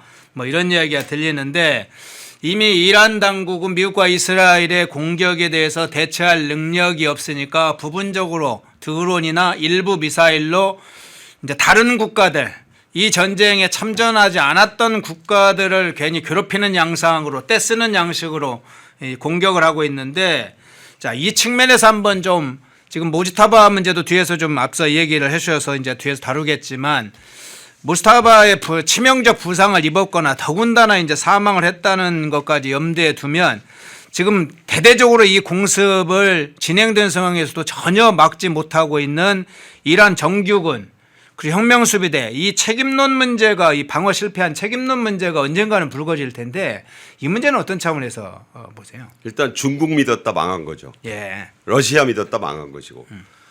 베네수엘라도 쿠바 그 경호원들 34명 썼다가 다 죽었고 예. 델타포스 접근하는 거 냄새도 못 맡았어요. 그다음에 이 IT 기기 레이저 탐지 장비는 전부 메이드 인 차이나입니다. 베네수엘라도 그렇고 이란도 그렇고 작동했나요? 안 했잖아요. 예. 그러니까 여러분 중국제 싸다고 로봇 청소기 같은 거 막 사면 안 된다 이런 얘기 많이 얘기하잖아요. 감시 카메라, 이상한 칩, 싼 게 비지떡. 근데 싼 게 비지떡 정도가 아니라 이거 중국이 1대1로 한다고 해서 뭐 돈 갖다 준다고 했는데 다 중국은 돈 받고 팔았지. 돈 받고 그거 빌려줬지. 공짜로 준 게 거의 없어요. 예. 중국 사람들이 어떤 사람들인데 그거를 공짜로 줍니까? 중국을 믿었다가 방공망의 레이단이 전혀 작동을 안 한 거고 미국이 전자기파탄 저도 뭐 군사 전문가들한테 들은 얘기예요. 정말 군사 전문가는 저는 아니니까 EMP탄이라고 있잖아요. 네네. 그걸로 일시에 그 하메네이 죽일 때도 그렇게 했고 뭐 저런 시설들이 자 보세요. 저게 지금 정상적인 나라의 모습인가? 저거 팔레스타인 가자지구 모습 같지 않나요? 그러네요. 네, 그러니까 저게 그나마 상황 좋을 때 찍어서 보낸 거예요. 지금은 저것도 없대요. 지금 AP 로이타 이 그 전쟁 특파원들이 보내온 영상을 보면 아무것도 없어요. 보니까 웬만한 데가 그냥 허벌판에 잔해 폐허. 예전에 우리나라가 그런 모습인 적이 딱 2번 있었다고 제가 역사적으로 알고 있습니다. 서울이 임진왜란 때 떨어졌을 때. 그때 그 징비록을 쓰신 유성룡 선생의 그 징비록의 표현을 보면 명나라군과 함께 들어와 봤더니 지금 여러분 서울 중구 소공동 그 롯데 호텔이 있는 데 있죠. 거기가 네네. 왜 소공동이냐면 소공주집이 있다 그래서 소공동이에요.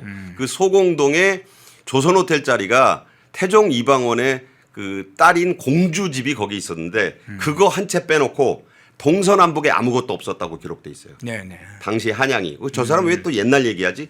그다음에 6.25 때. 네네. 6.25 때 더글라스 메가더가 개전 이후 완전히 그 중공군과 그 소련제 탱크 6.25의 그 북괴군들에 의해서 점령당한 뒤에 우리가 다시 밀고 올라갔잖아요. 네. 그때 한번 전선시찰 나왔죠. 그때 남아있는 사진 보면 지금 서울이 아니잖아요. 그때보다 더 처참하게 다 아무것도 없었던 나라를 이렇게 만들어 놓은 거예요. 다 우리가. 네. 그 누가 만들었는지에 대해서는 뭐 여러분들이 판단하실 일이고 지금 테헤란이 거의 그 모습이라는 거예요. 그렇다면 이거는 사실은 정상적인 전쟁은 저는 이미 끝났다. 여러분 말씀드리지만 그냥 객관적으로 나오는 자료 저 안에 사람 없습니다. 저 안에 뭐 사람이 사는 게 아니에요. 지금 다 박살나고 저 안에 그리고 이 미군 폭탄이 무서운 이유가 열탄 같은 거는 들어가서 터지면 그 안에 있는 게 다 불타버려요. 옛날에 그 베트남전 때 그 유명한 네이팜탄인데 네이팜탄 정도는 아니고 그보다 훨씬 더 무서운 무기를 쓰는 거예요. 왜 그러면 미국이 전비가 뭐 지금 오늘 아침 보도를 보니까 13조 원에서 14조 원을 썼다? 많이 썼죠. 네네. 그런데 그게 전부 저렇게 저 불바다를 만들기 위해서 쓴 거예요. 그러니까 다시 한번 말씀드리지만 이란은 국가로서의 기능을 하기에는 이제 너무 나와버렸다. 지도자와 체제를 너무 맹신한 결과를 톡톡히 지금 치르고 있다. 저는 그렇게 보고 있습니다. 예, 속보가 나와서 이거 한번 좀 먼저 여쭤볼게요. 자, 무역법 301조 관련해서 관보에 게재됐다는 소식이 전해졌네요. 자, USTR에서 연방 관보에 게재를 했다. 한중일 포함 16개 경제 주체의 무역법 301조 조사 개시를 했다. 앞서서 이제 좀 뭐 방송에서 오프닝에서 좀 이 301조 관보 게재될 것이다 보도가 나왔다 이런 이야기를 드렸는데 바로 이제 속보로 나왔네요. 본격적으로 301조 이 조사 개시가 지금 착수가 되겠네요. 제가 아마 이 자리에서도 여러 번 말씀을 드렸고 제 예. 개인 그 유튜브에서는 저걸 아주 강조를 해서 말씀드렸습니다. 예. 301조 망치가 곧 이재명 정권을 때릴 것이다. 온 거예요. 다만 이제 이렇게 이재명 정권이나 당국자들은 얘기할 겁니다. 우리만 그런 거 아니야. 일본도 있고 EU도 들어있어. 유럽도 들어있어.라고 얘기하겠죠. 그런데 그렇게 보도하면서 아이 우리만 그런 거 아닌데 뭘 호들갑이야 이렇게 얘기하면 안 됩니다. 이게 그 뒤에 있는 이 뉴스의 진실을 봐야 돼요. 자, 미국이 똑같은 조치를 취했어요. 왜냐하면 그 불공정 무역을 한다. 또 무역을 미국에 대해서 상대적으로 적자를 많이 내고 있는 나라는 다 대상국이다. 대상국 명단에 올렸죠. 네네. 그래서 한국도 들어간 거예요. 근데 유럽연합하고 일본은 백신을 지금 놨어요 이미. 사전 예방 주사를 다 놨다. EU는요 벌써 일주일 이상 전에 관세를 이 글로벌 관세, 월드와이드 관세를 10%로 유지한다는 미국의 확약을 받아놨습니다. 예. 그러니까 방탄복을 껴입은 거죠 지금. 그리고 일본도 며칠 전에 김정관이 캐나다에서 미국으로 급히 출장 갔었고 여한구도 또 통상교섭본부장도 또 하여튼 출장 공화국이에요. 또 갔었죠. 그런데 성과 없이 왔어요. 사실 제가 보기엔 성과가 없어요. 왜냐하면 슈퍼 301조 조사에 대해서 확답을 못 받았죠. 예. 그때 비슷한 시기에 일본의 아카자와 료세이 경제산업상 아주 대단한 장관입니다. 정말 아카자와 료세이 보유국이란 말을 들을 정도로 일을 잘해요. 이시바 시게루 때부터 다카이치 정부까지 같이 일을 하면서 그러니까 총리가 바뀌었는데도 뭐 당도 같으니까 계속 일을 하는데 아카자와 료세이가 이번에 가서 일을 잘하고 왔어요. 일본은 역시 우리도 EU처럼 10%로 못을 박아달라 예. 라고 해서 하워드 로트닉이 확약을 했다고 보도가 됐어요. 아사히 신문, 일본의 주요 매체들이. 그러니까 그러니까 이 미국의 입장이 이거예요. 자, 301조 이제 공식 게시 선언문을 입장문을 다 보냈어. 네. 그게 이제 보도가 된 거예요. 관보에도 게재되고. 네. 그런데 미리 예방 주사 맞고 다 사전 합의를 한 나라들은 다 빠지는 거예요. 쉽게 얘기해서 군대 갔다 오신 분들에게 이렇게 말씀드릴게요. 야, 이 방으로 들어가. 여기서 좀 있으면 저 가스 훈련한다. 근데 EU하고 일본은 다 방탄 마스크 갖고 들어갔어요. 바로 입었지. 썼단 말이에요. 네네. 완벽한 거.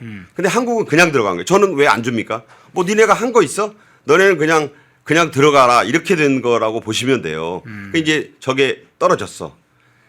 쿠팡의 미국 투자자들이 냈던 청원을 철회하라고 했던 보도 나왔잖아요. 네네, 그건 그랬죠. 뭐 왜 그랬느냐. 그것만 보도했잖아요. 그때도. 예. 그러니까 이게 301조 조사가 안 될 것처럼 보도를 했잖아요. 그거 사실이 아니다. 쿠팡 보고 그런 거예요. 미국에서 제이미슨 그리어 USTR 대표가 당신네 청원 받아주면 이거 하고 나중에 좀 우리가 본격적인 본편 영화 나가는데 당신네 예고편까지 하면 이게 2번 하는 거니까 예. 당신네 건 빼라. 그게 팩트예요. 이제 본편이 왔습니다. 우리는 EU나 일본과 같은 미국과의 사전 확약. 아예 표현이 딱 그래요. 확실한 약속을 받아냈어요. 그러니까 거기는 놀라지 말고 다 대비가 돼 있어요 지금. 이재명 정권만 방독면 없이 가스실로 지금 들어갔다. 이렇게 보시면 됩니다. 예. 자, 중간에 새로운 속보 나오면 다시 전해드리는 것으로 하고요. 자, 다시 중동 문제로 가보겠습니다. 아까 모스타바 이야기를 하다가 조금 뒤에서 자세히 이 문제를 좀 다루려고 했는데요. 그 부분 한번 좀 집중으로 분석 후에 이어지는 문제로 좀 넘어가 보겠습니다. 모스타바가 미국과 이스라엘 공습 첫날에 부상을 당했다 이런 건 지금 보도가 계속 이어지고 있죠. 뉴욕타임즈와 AFP 보도 이후에 국내에서 이제 보도가 오늘 아침에 많이 봤을 겁니다. 어제부터 이제 오늘 국내 보도가 많이 있었어요. 그동안은 음모설 비슷하게 이어졌는데 이게 이제 실제로 보안당국, 정보당국에서 상당히 확인이 되니까 언론에서 보도가 외신에서 이제 국내로 이동을 했는데 여기에다 사망설까지 제기가 됐어요.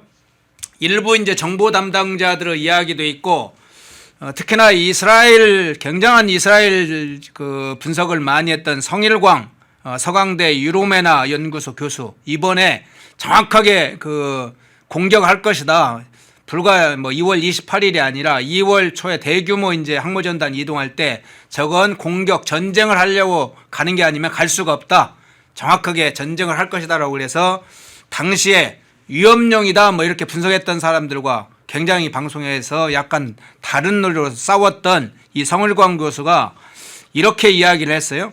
이 모즈타바 사망설과 관련해서 내 주관적인 생각으로는 모즈타바가 이미 사망했지만 이란이 최고 지도자를 새로 선출했다고 쇼를 한다고 보여진다. 최근에 사망한 것이 아니라 이미 미국과 이스라엘 공습으로 이전에 사망한 것인데 이걸 숨기고 최고 지도자를 새로 선출했다고 하며 시간을 벌고 있는 것이다. 그러면서 이 성일광 교수가 이렇게 얘기합니다. 다음 주 라마단이 끝나면 모즈타바가 공개석상에 나타나야 하는데 혹시 나타나지 않는다면 사망설이 확실시된다. 이렇게 상당히 이스라엘 전문가, 중동 전문가답게 구체적으로 상황을 분석을 했는데 일부 이제 정부 담당자를 또 사망설 이야기하기 시작했습니다.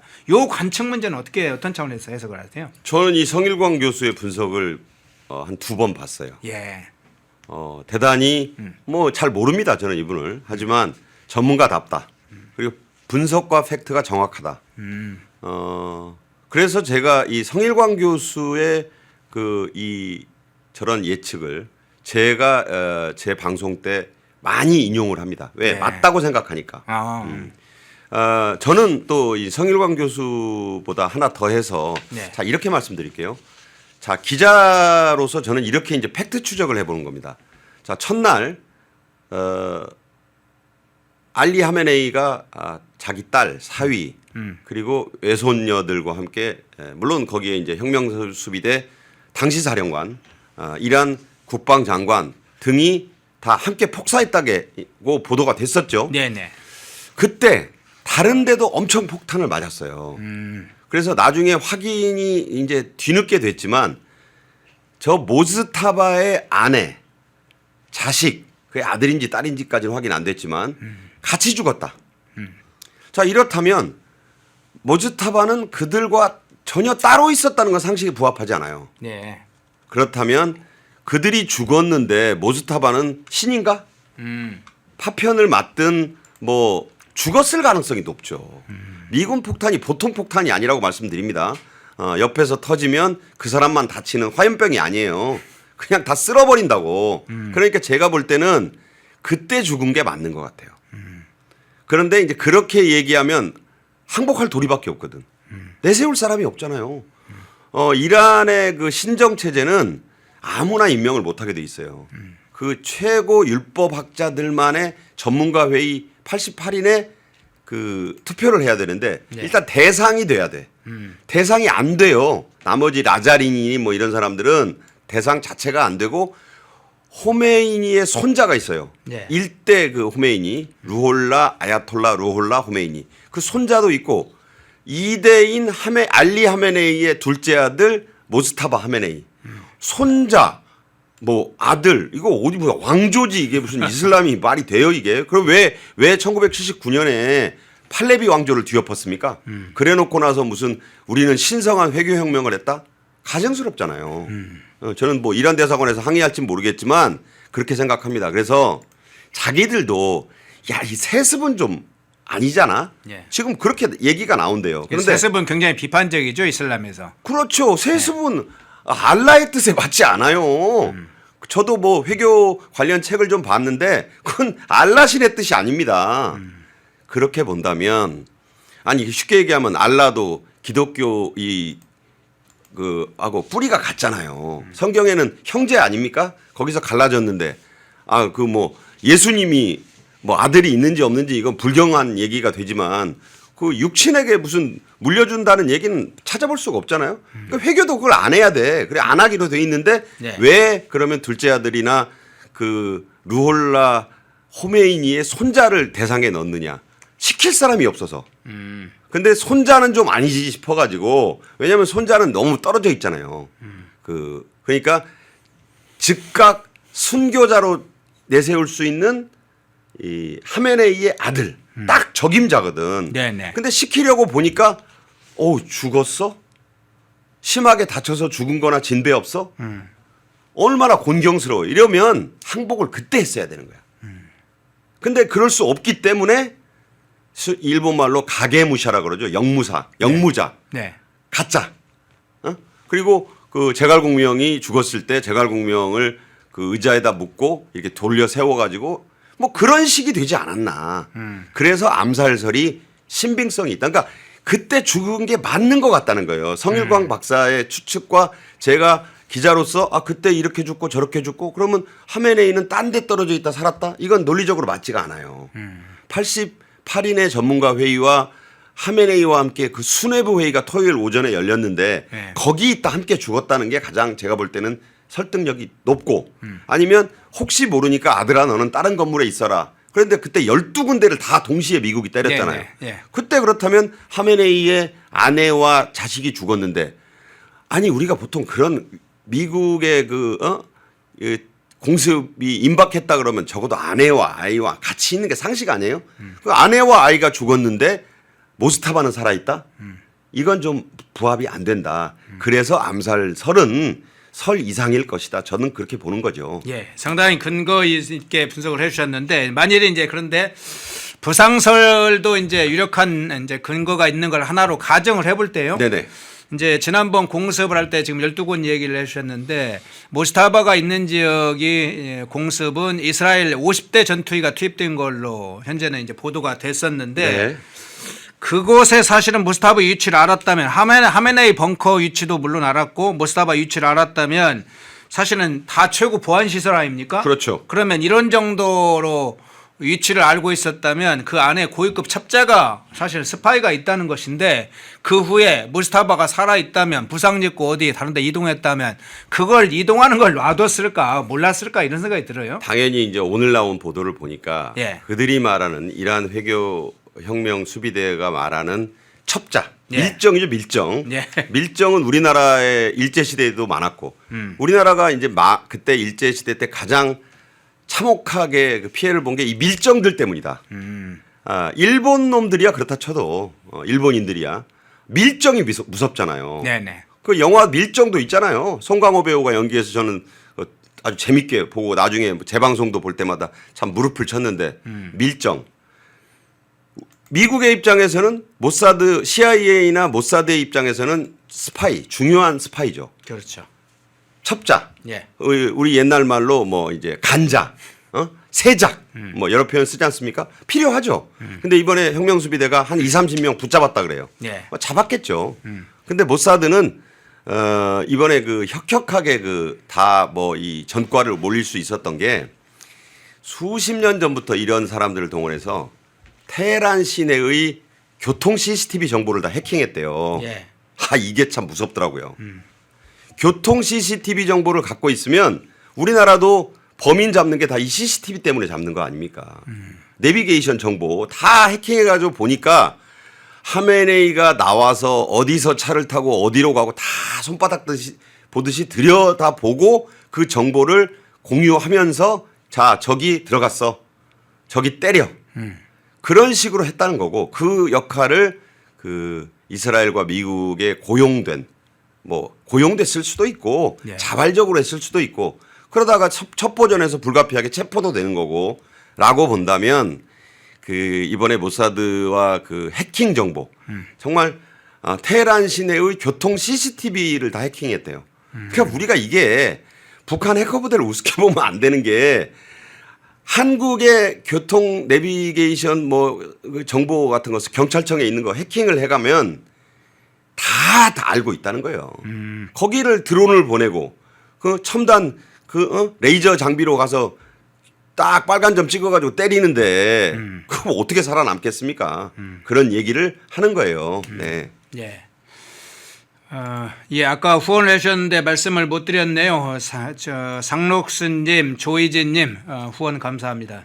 지금 시청자분들이 한 13,000명 정도 되는데 좋아요는 아직 좀 적네요. 좋아요 꼭 눌러주시면 큰 힘이 됩니다. 함께 이 방송이 넓은 곳으로 여러 곳으로 퍼질 수 있도록 좋아요 한번 꼭 눌러주세요.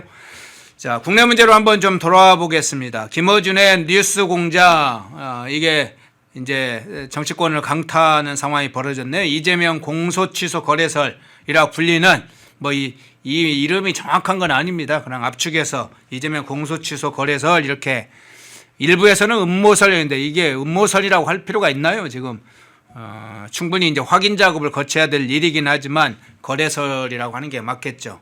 자, 일단 그 영상 먼저 주요 영상 핵심적인 양면 영상 먼저 보겠습니다. 누가 봐도 이재명 대통령의 최측근이라고 볼 수밖에 없는 정부 고위 관계자가 매우 최근입니다. 고위 검사들 다수에게 메시지를 전달했습니다. 내 말이 곧 대통령의 뜻이다. 나는 대통령이 시키는 것만 한다. 공소 취소해줘라. 그 메시지를 전달받은 고위 검사 중 한 명은 이런 뜻을 또 얘기를 했다고 그럽니다. 아니, 그러시지 말고 차라리 그러면 절차와 개통을 밟아서 정식으로 지휘를 하셔라. 그래서 요것이 뭐 한두 명한테 전달한 게 아니기 때문에 검찰 조직 안에서 이 얘기가 빠르게 퍼지고 있습니다. 검찰은 이 메시지를 어떻게 생각하느냐?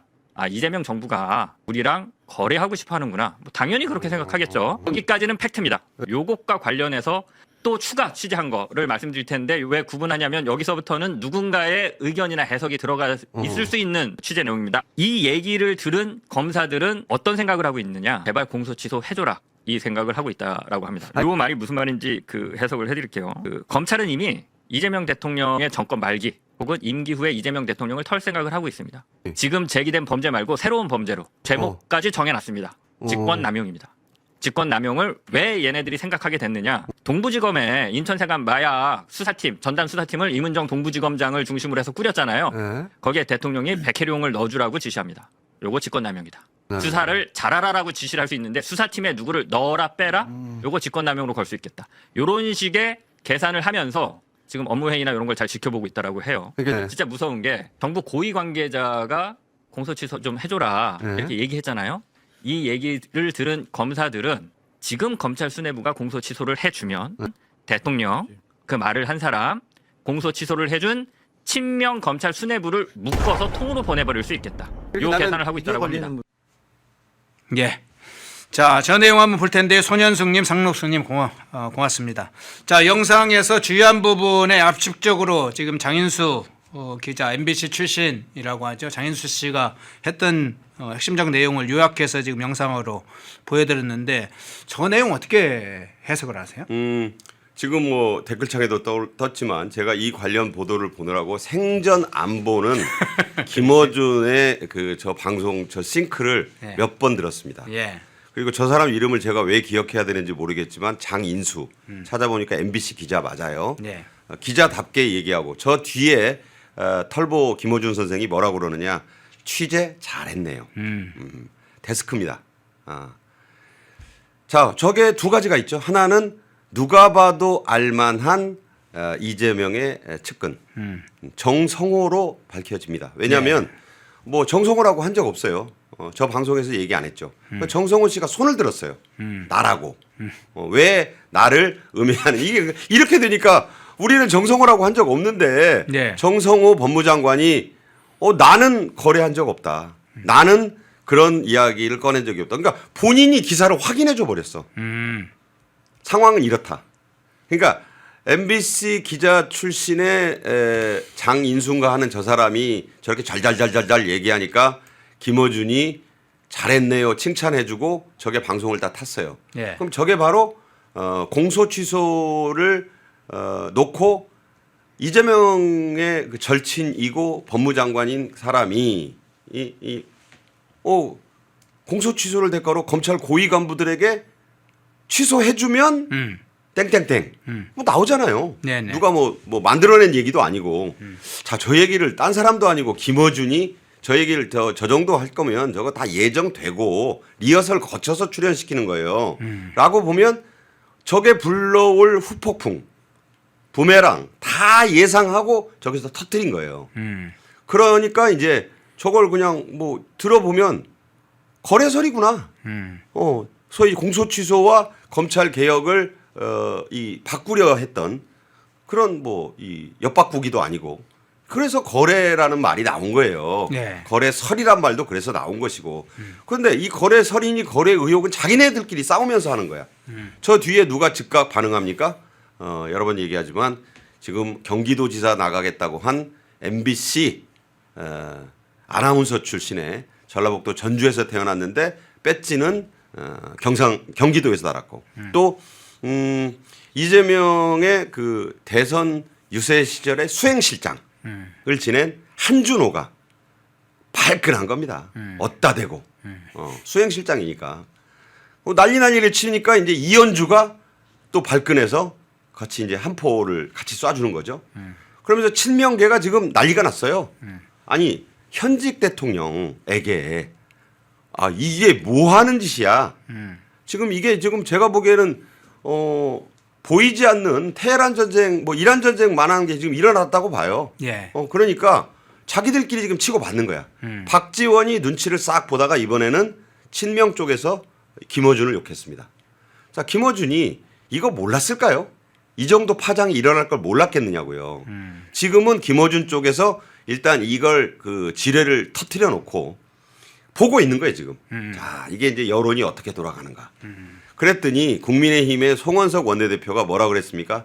특검해야 되겠네. 이번 제2 종합특검 시작했잖아요. 예, 네. 그 특검 좋아. 뭐 제2 종합특검에 넣어서 하든 뭐든 이거 특검감이다. 한 걸음 더 나가서 무슨 얘기가 나왔습니까? 만약 사실이라면 전제합니다. 네, 네. 사실이라면 현직 대통령 탄핵감이네. 라고 제가 얘기한 거 아니에요. 자기들끼리 지금 그러고 있어요. 상황은 여기에 와 있기 때문에 자, 이게 이 불길이 어디로 얼마나 확산될지 그러면 이제 정청래 파라고 불리우는 그 소위 반명이세요? 라고 이재명이 물었을 때 아닙니다. 저는 친청입니다. 뭐 친명입니다라고 했나? 뭐 그런 식의 이제 정청래와의 연계가 이제 의심이 되잖아요. 네, 네. 김어준이 혼자 저 엄청난 폭탄을 터뜨릴 수 있느냐? 정청래와의 어떤 의미에서는 사전 교감 정도는 있었지 않았겠느냐? 진짜 백이 명청대전은 정말 이건 지금까지 투닥거린 거하고는 차원이 달라요. 저는 그렇게 돼서 이게 앞으로 어디까지 확산될지 물론 언론들이 이걸 어떻게 또 쓰느냐 이 소위 지금 대다수 95% 이상의 언론이 이 문제를 어떻게 쓰느냐는 걸 펜앤마이크에서 제가 저렇게 길게 우리 허현준 앵커가 뉴스타파인지 아니 뉴스타파 아니죠. 김어준 방송을 인용할 정도로 하고 있으니까 우파에서도 관심을 가지리라고 봅니다. 예. 자, 그러면 자, 지금 이제 이야기 중에 나온 김어준의 당시의 반응 그리고 탄핵 문제 실제로 그들 입에서 나왔습니다.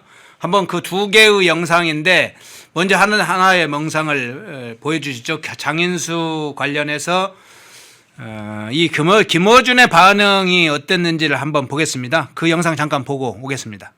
이거는 여기까지는 팩트입니다. 장인수 기자가 뭔가 큰 취재를 했네 지금 보니까 특종을 했기 때문에 이것도 이제 후속 보도들이 있을 것 같은데.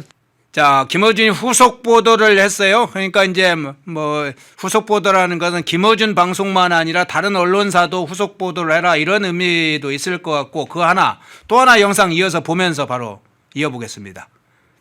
그 장윤소 기자 나와서 한 얘기 있잖아요. 만약 그게 사실이라면은 이건 정말 대통령 탄핵 사유입니다. 이게 장인수 기자가 그 검사 쪽으로부터 처음 이야기를 들었다면 이것은 작업일 가능성이 있고 그리고 정부 사이드에 누군가로부터 이 얘기를 들었다면 이거는 진위 파악을 해야 되는 거죠. 아마 그 고위 관계자가 지금 정성호 장관으로 압축이 되죠. 정성호 장관인지 아닌지 뭐 저한테도 얘기를 안 해요. 적어도 만약에 정성호 장관이라 하더라도 아니 그렇게 말하면 어떻게 해? 그러니까 예를 들어 그런 전제를 해버리면 뭔가 아는 게 있구나. 그래서 예, 후속 보도를 해야 되고 진위 파악을 해야 되고 정성호 장관일지 아닐지 일부에서는 지금 고위검사로 임은정 이름까지 거명이 됐는데 여기에 이제 탄핵이라는 것이 이야기가 들으면서 또 다른 차원을 이동하는 것 같습니다. 실제로. 저 4분할 화면을 보면 재밌죠? 예. MBC 기자 장인수가 이제 쭈르륵 브리핑을 하니까 예. 취재 참 잘했어. 후속 보도해. 보도본부장 김어준.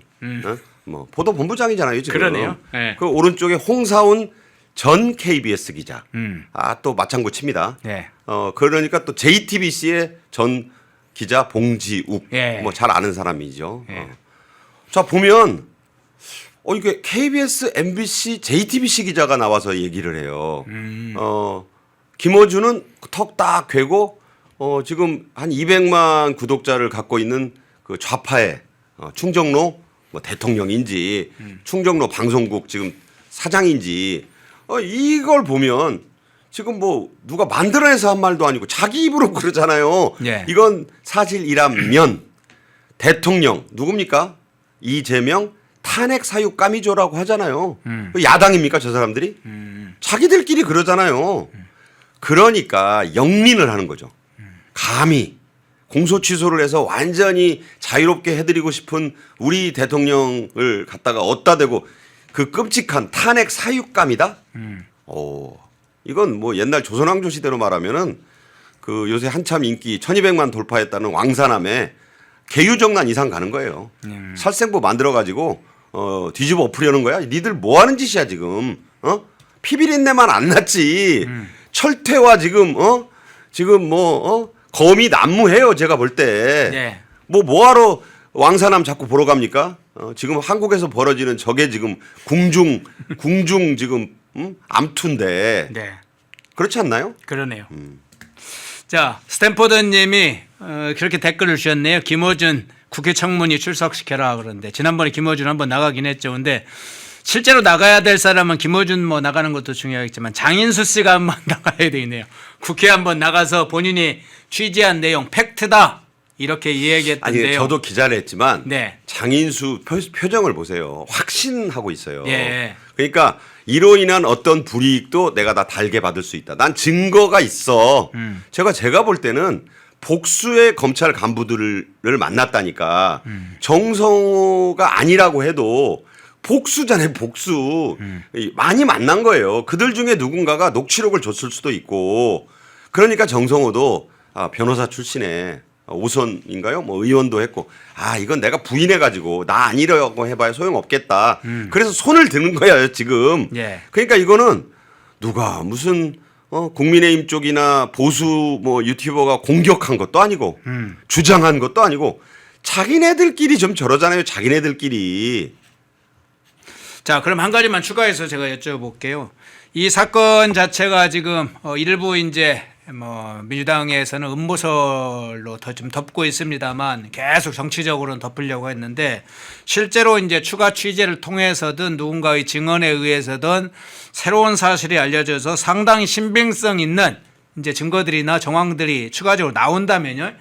이 파장에 앞서 이제 특검 문제도 얘기해 주셨잖아요. 근데 이재명에게 지금 뼈가 가장 아픈 건 공소 취소를 하는 문제가 연결되어 있습니다. 재판을 지금 중지되어 있는 게 있잖아요. 많죠. 예, 그래서 실제로 새로운 정황이 나오면 재판을 재개해라 이런 여론이 상당히 높아질 가능성, 이 문제는 어떻게 보세요? 당연히 그렇게 여론은 갈 것이라고 봅니다. 예. 근데 더 중요한 건 네. 저 장인수가 말하는 또 뭐 봉지욱이나 홍사훈이 옆에서 거드는 탄핵 사유감이라는 얘기는 예. 검찰 개혁의 그 중요한 어떤 사안을 놓고 검찰 간부들 앞에서 누가 봐도 이재명의 고위 측근 관계자라고 한 손을 든 정성호가 얘기한 것 자체가 딜을 하려고 했다는 거잖아요. 그거는 범법입니다. 그래서 그게 탄핵 사유가 된다는 거예요. 그런 말을 할 수 있는데 그 사람이 다름 아닌 이재명 정권의 법무장관이고 누가 봐도 정성호는 검찰 개혁의 주무장관이잖아요. 네네. 그런데 그걸 놓고 검찰 고위 간부들에게 공소 취소에 대해서 좀 적극 나서주면 니들 보안 수사권이니 뭐니 요구하는 거 우리가 지켜줄게. 딜, 거래. 이거는 탄핵 사유가 된다는 얘기를 하고 있는 것이에요. 그러니까 그것이 민주당 안에서도 지금 친청 친명 그걸 얘기하기를 그렇게 극도로 싫어하지만 지금 정청래가 과연 이 정도 사안의 폭발력을 모르고 털보에게 지시를 했겠느냐. 지시라고는 안 했어요. 전 또 지시라고 그러면 또 난리라니까. 지시는 아니고 교감에 의해서 터트린 거잖아요. 그러면 이재명 진영이 누구를 괘씸하게 생각하겠어요? 털보 하나만 그럴까요? 아니죠. 네네. 김어준이 누구하고 가깝다는 건 세상이 다 알아요. 정청래. 그 뒤에 문재인. 또 은근히 조국, 또 유시민 다 있잖아요. 네네. 그렇다면 이거는 거대한 그들 간의 싸움인 거예요. 그들 간의 싸움. 이게 원래 전쟁이라는 게 꼭 상대방하고만 싸워서 이기고 지는 게 아니에요. 자기들끼리 싸우다가 아침에 싸우려고 나가봤더니 지들끼리 싸우다 다 죽어 있으면 네네. 그냥 행진해 가지고 전리품만 걷는 전쟁도 있습니다. 뭐 그렇게까지는 안 될지는 몰라도 지금 한없이 밀리면서 어떻게 보면 참 힘든 보수의 입장에서 보면 정말 청룡포가 물을 건너서 있잖아요. 네네. 엄청 요새 많이 간다던데 강 건너 불구경만큼 재밌는 게 없고 불난 집에서 싸우는 거 보는 것만큼 강 건너에서 재미있는 건 없다는 걸 말씀드립니다. 예. 자, 그 사태, 이번 사태 불똥이 이제 작은 불똥이 아닙니다. 크게 아주 정권을 흔들 수 있는 그런 대규모 폭탄이 될 수도 있죠. 그 상황을 이제 김어준한테만 맡겨놓을 일은 아니죠. 국민의힘이 특검을 해라라고 하고 그냥 멈춰 있을 건 아닙니다. 엄청나게 언론은 취재를 해야 되고 국민의힘은 국민의힘만 망을 동원해서 보수는 보수대로 망을 돌려서 그걸 찾아내야 됩니다. 그게 역할이죠. 그냥 해라 하고 주장만 하고 있으면 그냥 꺼집니다. 불은. 뭐 그런 점도 함께 생각을 하면서 저희도 물론 노력을 하겠습니다. 자, 국내 이슈 또 하나 좀 다뤄보겠습니다. 석유 최고가격제 문제가 있잖아요. 네, 네. 유가 상한제로 불리는 거. 구인절 부처령리가 어제 이제 국회에서 나가서 이야기기도 했고, 뭐 비상경제, 뭐 회의라는 형식을 통해서 약간의 자신들의 입장을 발표하게 됐는데, 석유 최고가격제를 2주 단위 시장 상황을 봐가면서 운영하겠다. 그러면서 이런 얘기했습니다. 전쟁 상황 이전의 유가와 지금 올랐을 때 적정한 정도를 고려해 최고 가격을 설정하면 보조금 자체는 높아지지 않을 것이다. 유가가 지속해 올라가는 경우 다시 최고 가격제를 조정할 것이다. 그러면서 뭐 정하려고 하는 기준을 정했는데 이게 무슨 적정한 정도가 어디인지를 제대로 원칙이나 기준 안 밝힌 채 그냥 그런 정도에서 밝히겠다 이렇게 얘기를 했어요. 어떻게 보셨어요? 지금 예. 30년여 만에 예. 처음 도입하는 거잖아요. 그동안 그러면 30년 넘게 이 법을 만들어 놓고 왜 이걸 안 했을까? 우좌 대통령들이 다 원가 유가 문제가 있었었잖아요. 그동안에도. 네. 유혹이 있었겠죠. 최고 가격제 해서 딱 이렇게 딱딱딱 해버리면 되지 않나라는 그런 아마 유혹이 있었을 거예요. 그러나 최고 가격제라는 것 자체가 갖는 그 의미, 상징성 반시장적이에요. 가격을 왜 자본주의 경제, 시장 경제 체제를 하는 그 나라에서 가격을 못 박습니까? 그러니까 안 한 거예요. 행정지도만 한 거예요. 이른바 넛지라 그래서 시장에는 넌지시 옆구리 찌르듯이 이렇게 살짝 개입을 해야지 네. 저렇게 정부가 완장차고 팔 벗고 나오면 가격 구조를 왜곡시킵니다. 왜 보이지 않는 손을 아담 스미스가 얘기했을까요? 경제의 대논리는 로마 시대부터 중국의 저 고대 시대부터 시장이에요. 시장. 그 안에서 결정되는 게 바람직하고 물론 정부가 개입을 하더라도 최소한에 그쳐야 된다. 그런데 이 최고 가격제는 한 번도 안 해본 걸 하려니까 구윤철 또 산업부 장관 김정관 다 주무장관이 원래 김정관이잖아요. 네네. 근데 이제 그제 국회에 간 그 사람은 재경위가 열렸으니까 소관 장관인 이 구윤철이 간 겁니다. 그 답변을 두 가지밖에 안 했어요. 어느 기준이 되면 풀 겁니까? 1,800원대라고만 그랬어요. 그거 자기도 모르겠는 거야. 제일 중요한 거 얼마로 설정할 거예요? 그걸 대답을 못 하잖아요. 그냥 2주 만에 한 번씩 최고 가격을 정한다는 원칙과 싱가포르 원유 선물 시장에 그 매일매일 변동되는 가격 플러스 알파 네. 마진 좀 더 그러니까 모르겠는 거야 자기들도 얼마로 해야 될지 아직 감이 안 나와. 왜냐하면 싱가포르 선물 시장 자체가 이래요. 아니 이거를 2주 동안 못을 박는다? 그거 2주 동안에 무슨 변화가 일어나면 어떡하려고. 그러니까 이게 못을 들고 망치를 들고 나섰는데 어디다 박아야 될지를 모르는 거예요. 지금 이 정부도. 간단히 말씀드리면 그런 형국이다. 왜 안 해봤으니까. 그리고 다시 한번 말씀드리지만 2주 만에 한 번씩 최고 가격에 그 상한을 정한다는 것은 세계적으로 크로아티아가 시도한 바가 있습니다. 그런데 실패했어요. 그래서 이건 실패한 정책이다. 청와대 정책실장 김용범이 처음 얘기를 했어요. 그러니까 구윤철은 김용범 한 말을 그냥 원칙적으로 확인을 한 거예요. 그러니까 진짜는 구윤철이 아니라 김용범인 거죠. 김용범이 원칙을 밝혔는데 오늘 내놓는다 그랬는데 오늘 목요일이에요. 아직까지 속보 안 뜬 거 보면 오늘 오후에 낼련지 내일 낼련지 지금 그 밑에 지금 아마 산업부하고 재경부 그 사무관들만 지금 머리가 터지고 있을 거예요. 빨리빨리 지금 안을 내라고. 근데 안을 낼 수가 없는 게 이게 유가가 어떻게 될지 아무도 몰라요. 2주 동안 고정한다고 하고 또 구윤철이 뭐라 그랬냐면 그러면 그 가격 상한선 어디다 둘 겁니까라고 의원이 물으니까 그냥 뚜렷하게 말을 못하고 뭐라 그랬냐면 정유사의 도매값을 통제하겠다 그랬어요. 근데 제가 말씀드렸지만 정유가의 통제 기름 도매값을 통제하는 건 쉽기는 해. 네네. 간단하겠죠? 네. 몇 개 안 되니까. 그런데 문제는 전국에 10,000곳이 넘는 주유소를 정유사마다 사정이 다 다르고 뭐 그것도 그렇잖아요. GS 오일, 뭐 S 오일, GS 뭐 다 다를 거예요. 상황이. 그 기름 값도 다르고. 그리고 늘 말씀드리지만 지역과 사정에 따라 천차만별이에요. 주유소 값이. 여러분 차 타고 다녀보세요. 똑같지 않잖아요. 지금 1,700원대를 받고 있는 주유소가 있어가지고 무슨 기사를 보니까 돈줄 내러 막 사람들이 간다. 고맙기도 하고. 반시장적입니다. 그래서 이재명 정권도 잘 모르겠는 거예요. 이 잡을 모르겠는 거야. 네. 그러니까 제가 보기에는 이런 거 자체를 부터 꺼내든 것이 잘못이다.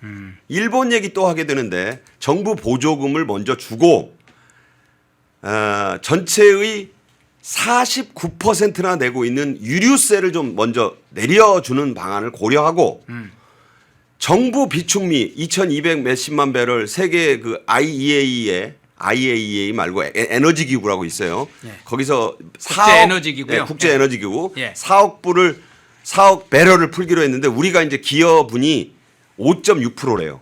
그래서 이제 한 2,200 몇십만 배럴을 내놓기로 했는데 그건 뭐 우리가 협약에 가입했으니까 내놓는 거지 이재명 정권이 알아서 내놓는 건 아니다. 그러면 이제 그거 말고도 우리가 1억 9천만 배럴에 정부 1억, 민간 9천만의 그 비축유가 있어요. 네. 이걸 푸는 게 두 번째가 돼야 될 것이다. 그리고 나서 고려를 해도 해야 될 게 유가 상한제예요. 정책이 완전히 거꾸로 됐다. 반시장적이다. 왜 이것부터 하지? 그리고 자기들도 지금 스텝이 꼬이잖아. 그럼 뭐 제도를 해본 적도 없고 이걸 내놔서 2주 동안 못을 박아놓으면 2주 동안 무슨 일이 나면 그때 못 또 뺄 거예요. 한마디로 웃기다 이런 네. 말씀드립니다. 이은선님, 난 예수가 좋다원님, 안보S 4i님 후원 고맙습니다. 지금 마지막 질문 하나 드릴게요. 지금 방금 이제 비축유 얘기해 주셨잖아요. 네네. 한국 비축유 뭐 246만 배를 방출한다. 국제 2,240 예. 몇만 배럴 예, 아닌가요? 2,246만 단위가 배럴. 다릅니다. 예, 네. 예. 배럴이고 IEA가 지금 3억 배럴 4억 배럴 정도. 4억 배럴인가요? 예, 예. 4억 배럴 정도.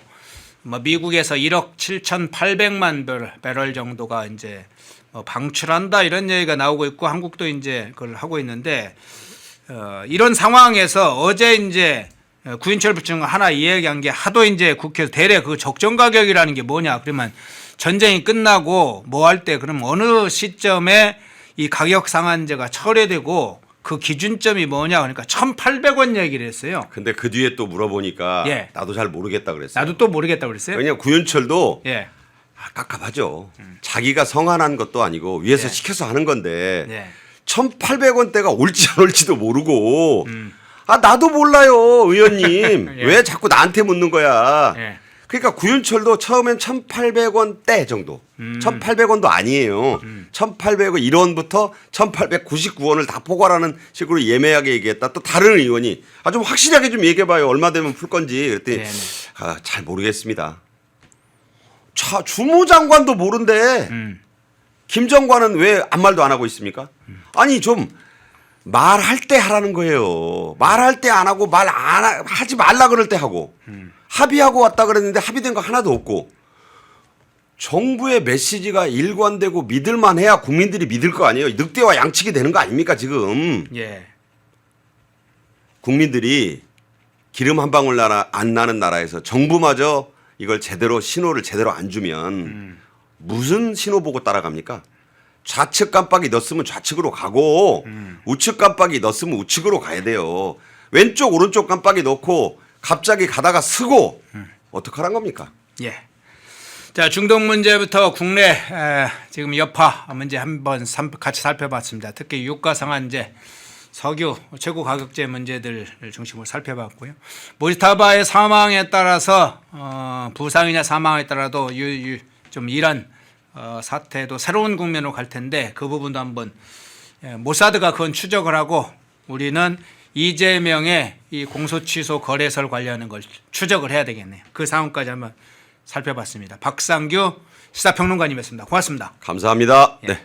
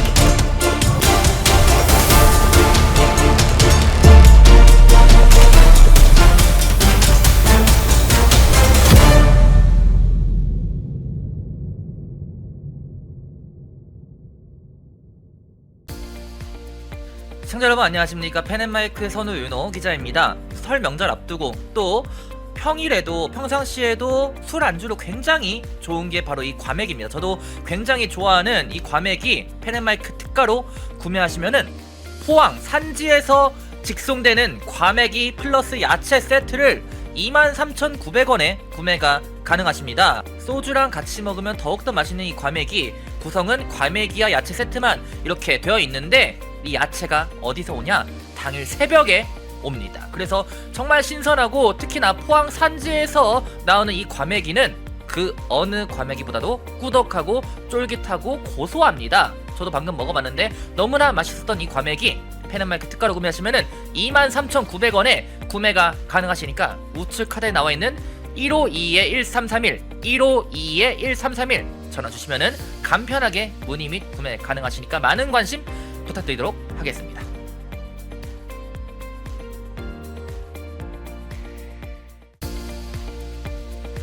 시청자 여러분 안녕하십니까. 펜앤마이크 선우윤호 기자입니다.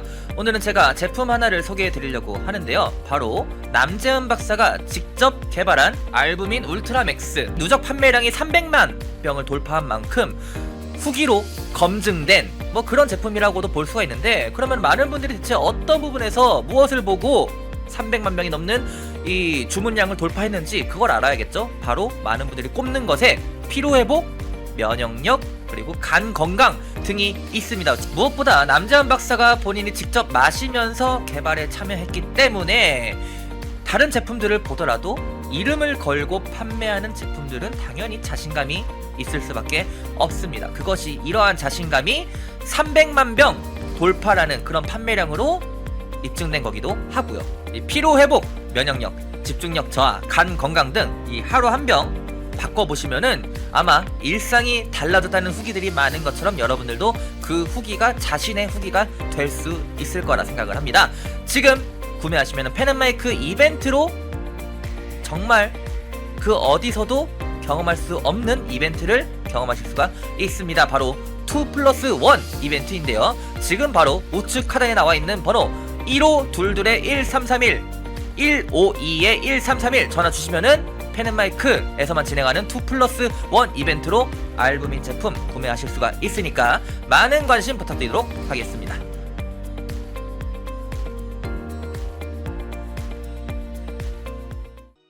펜앤마이크에서 추천하는 영상도 보고 가세요. 다른 영상도 즐기시려면 구독 버튼을 꼭 눌러주세요.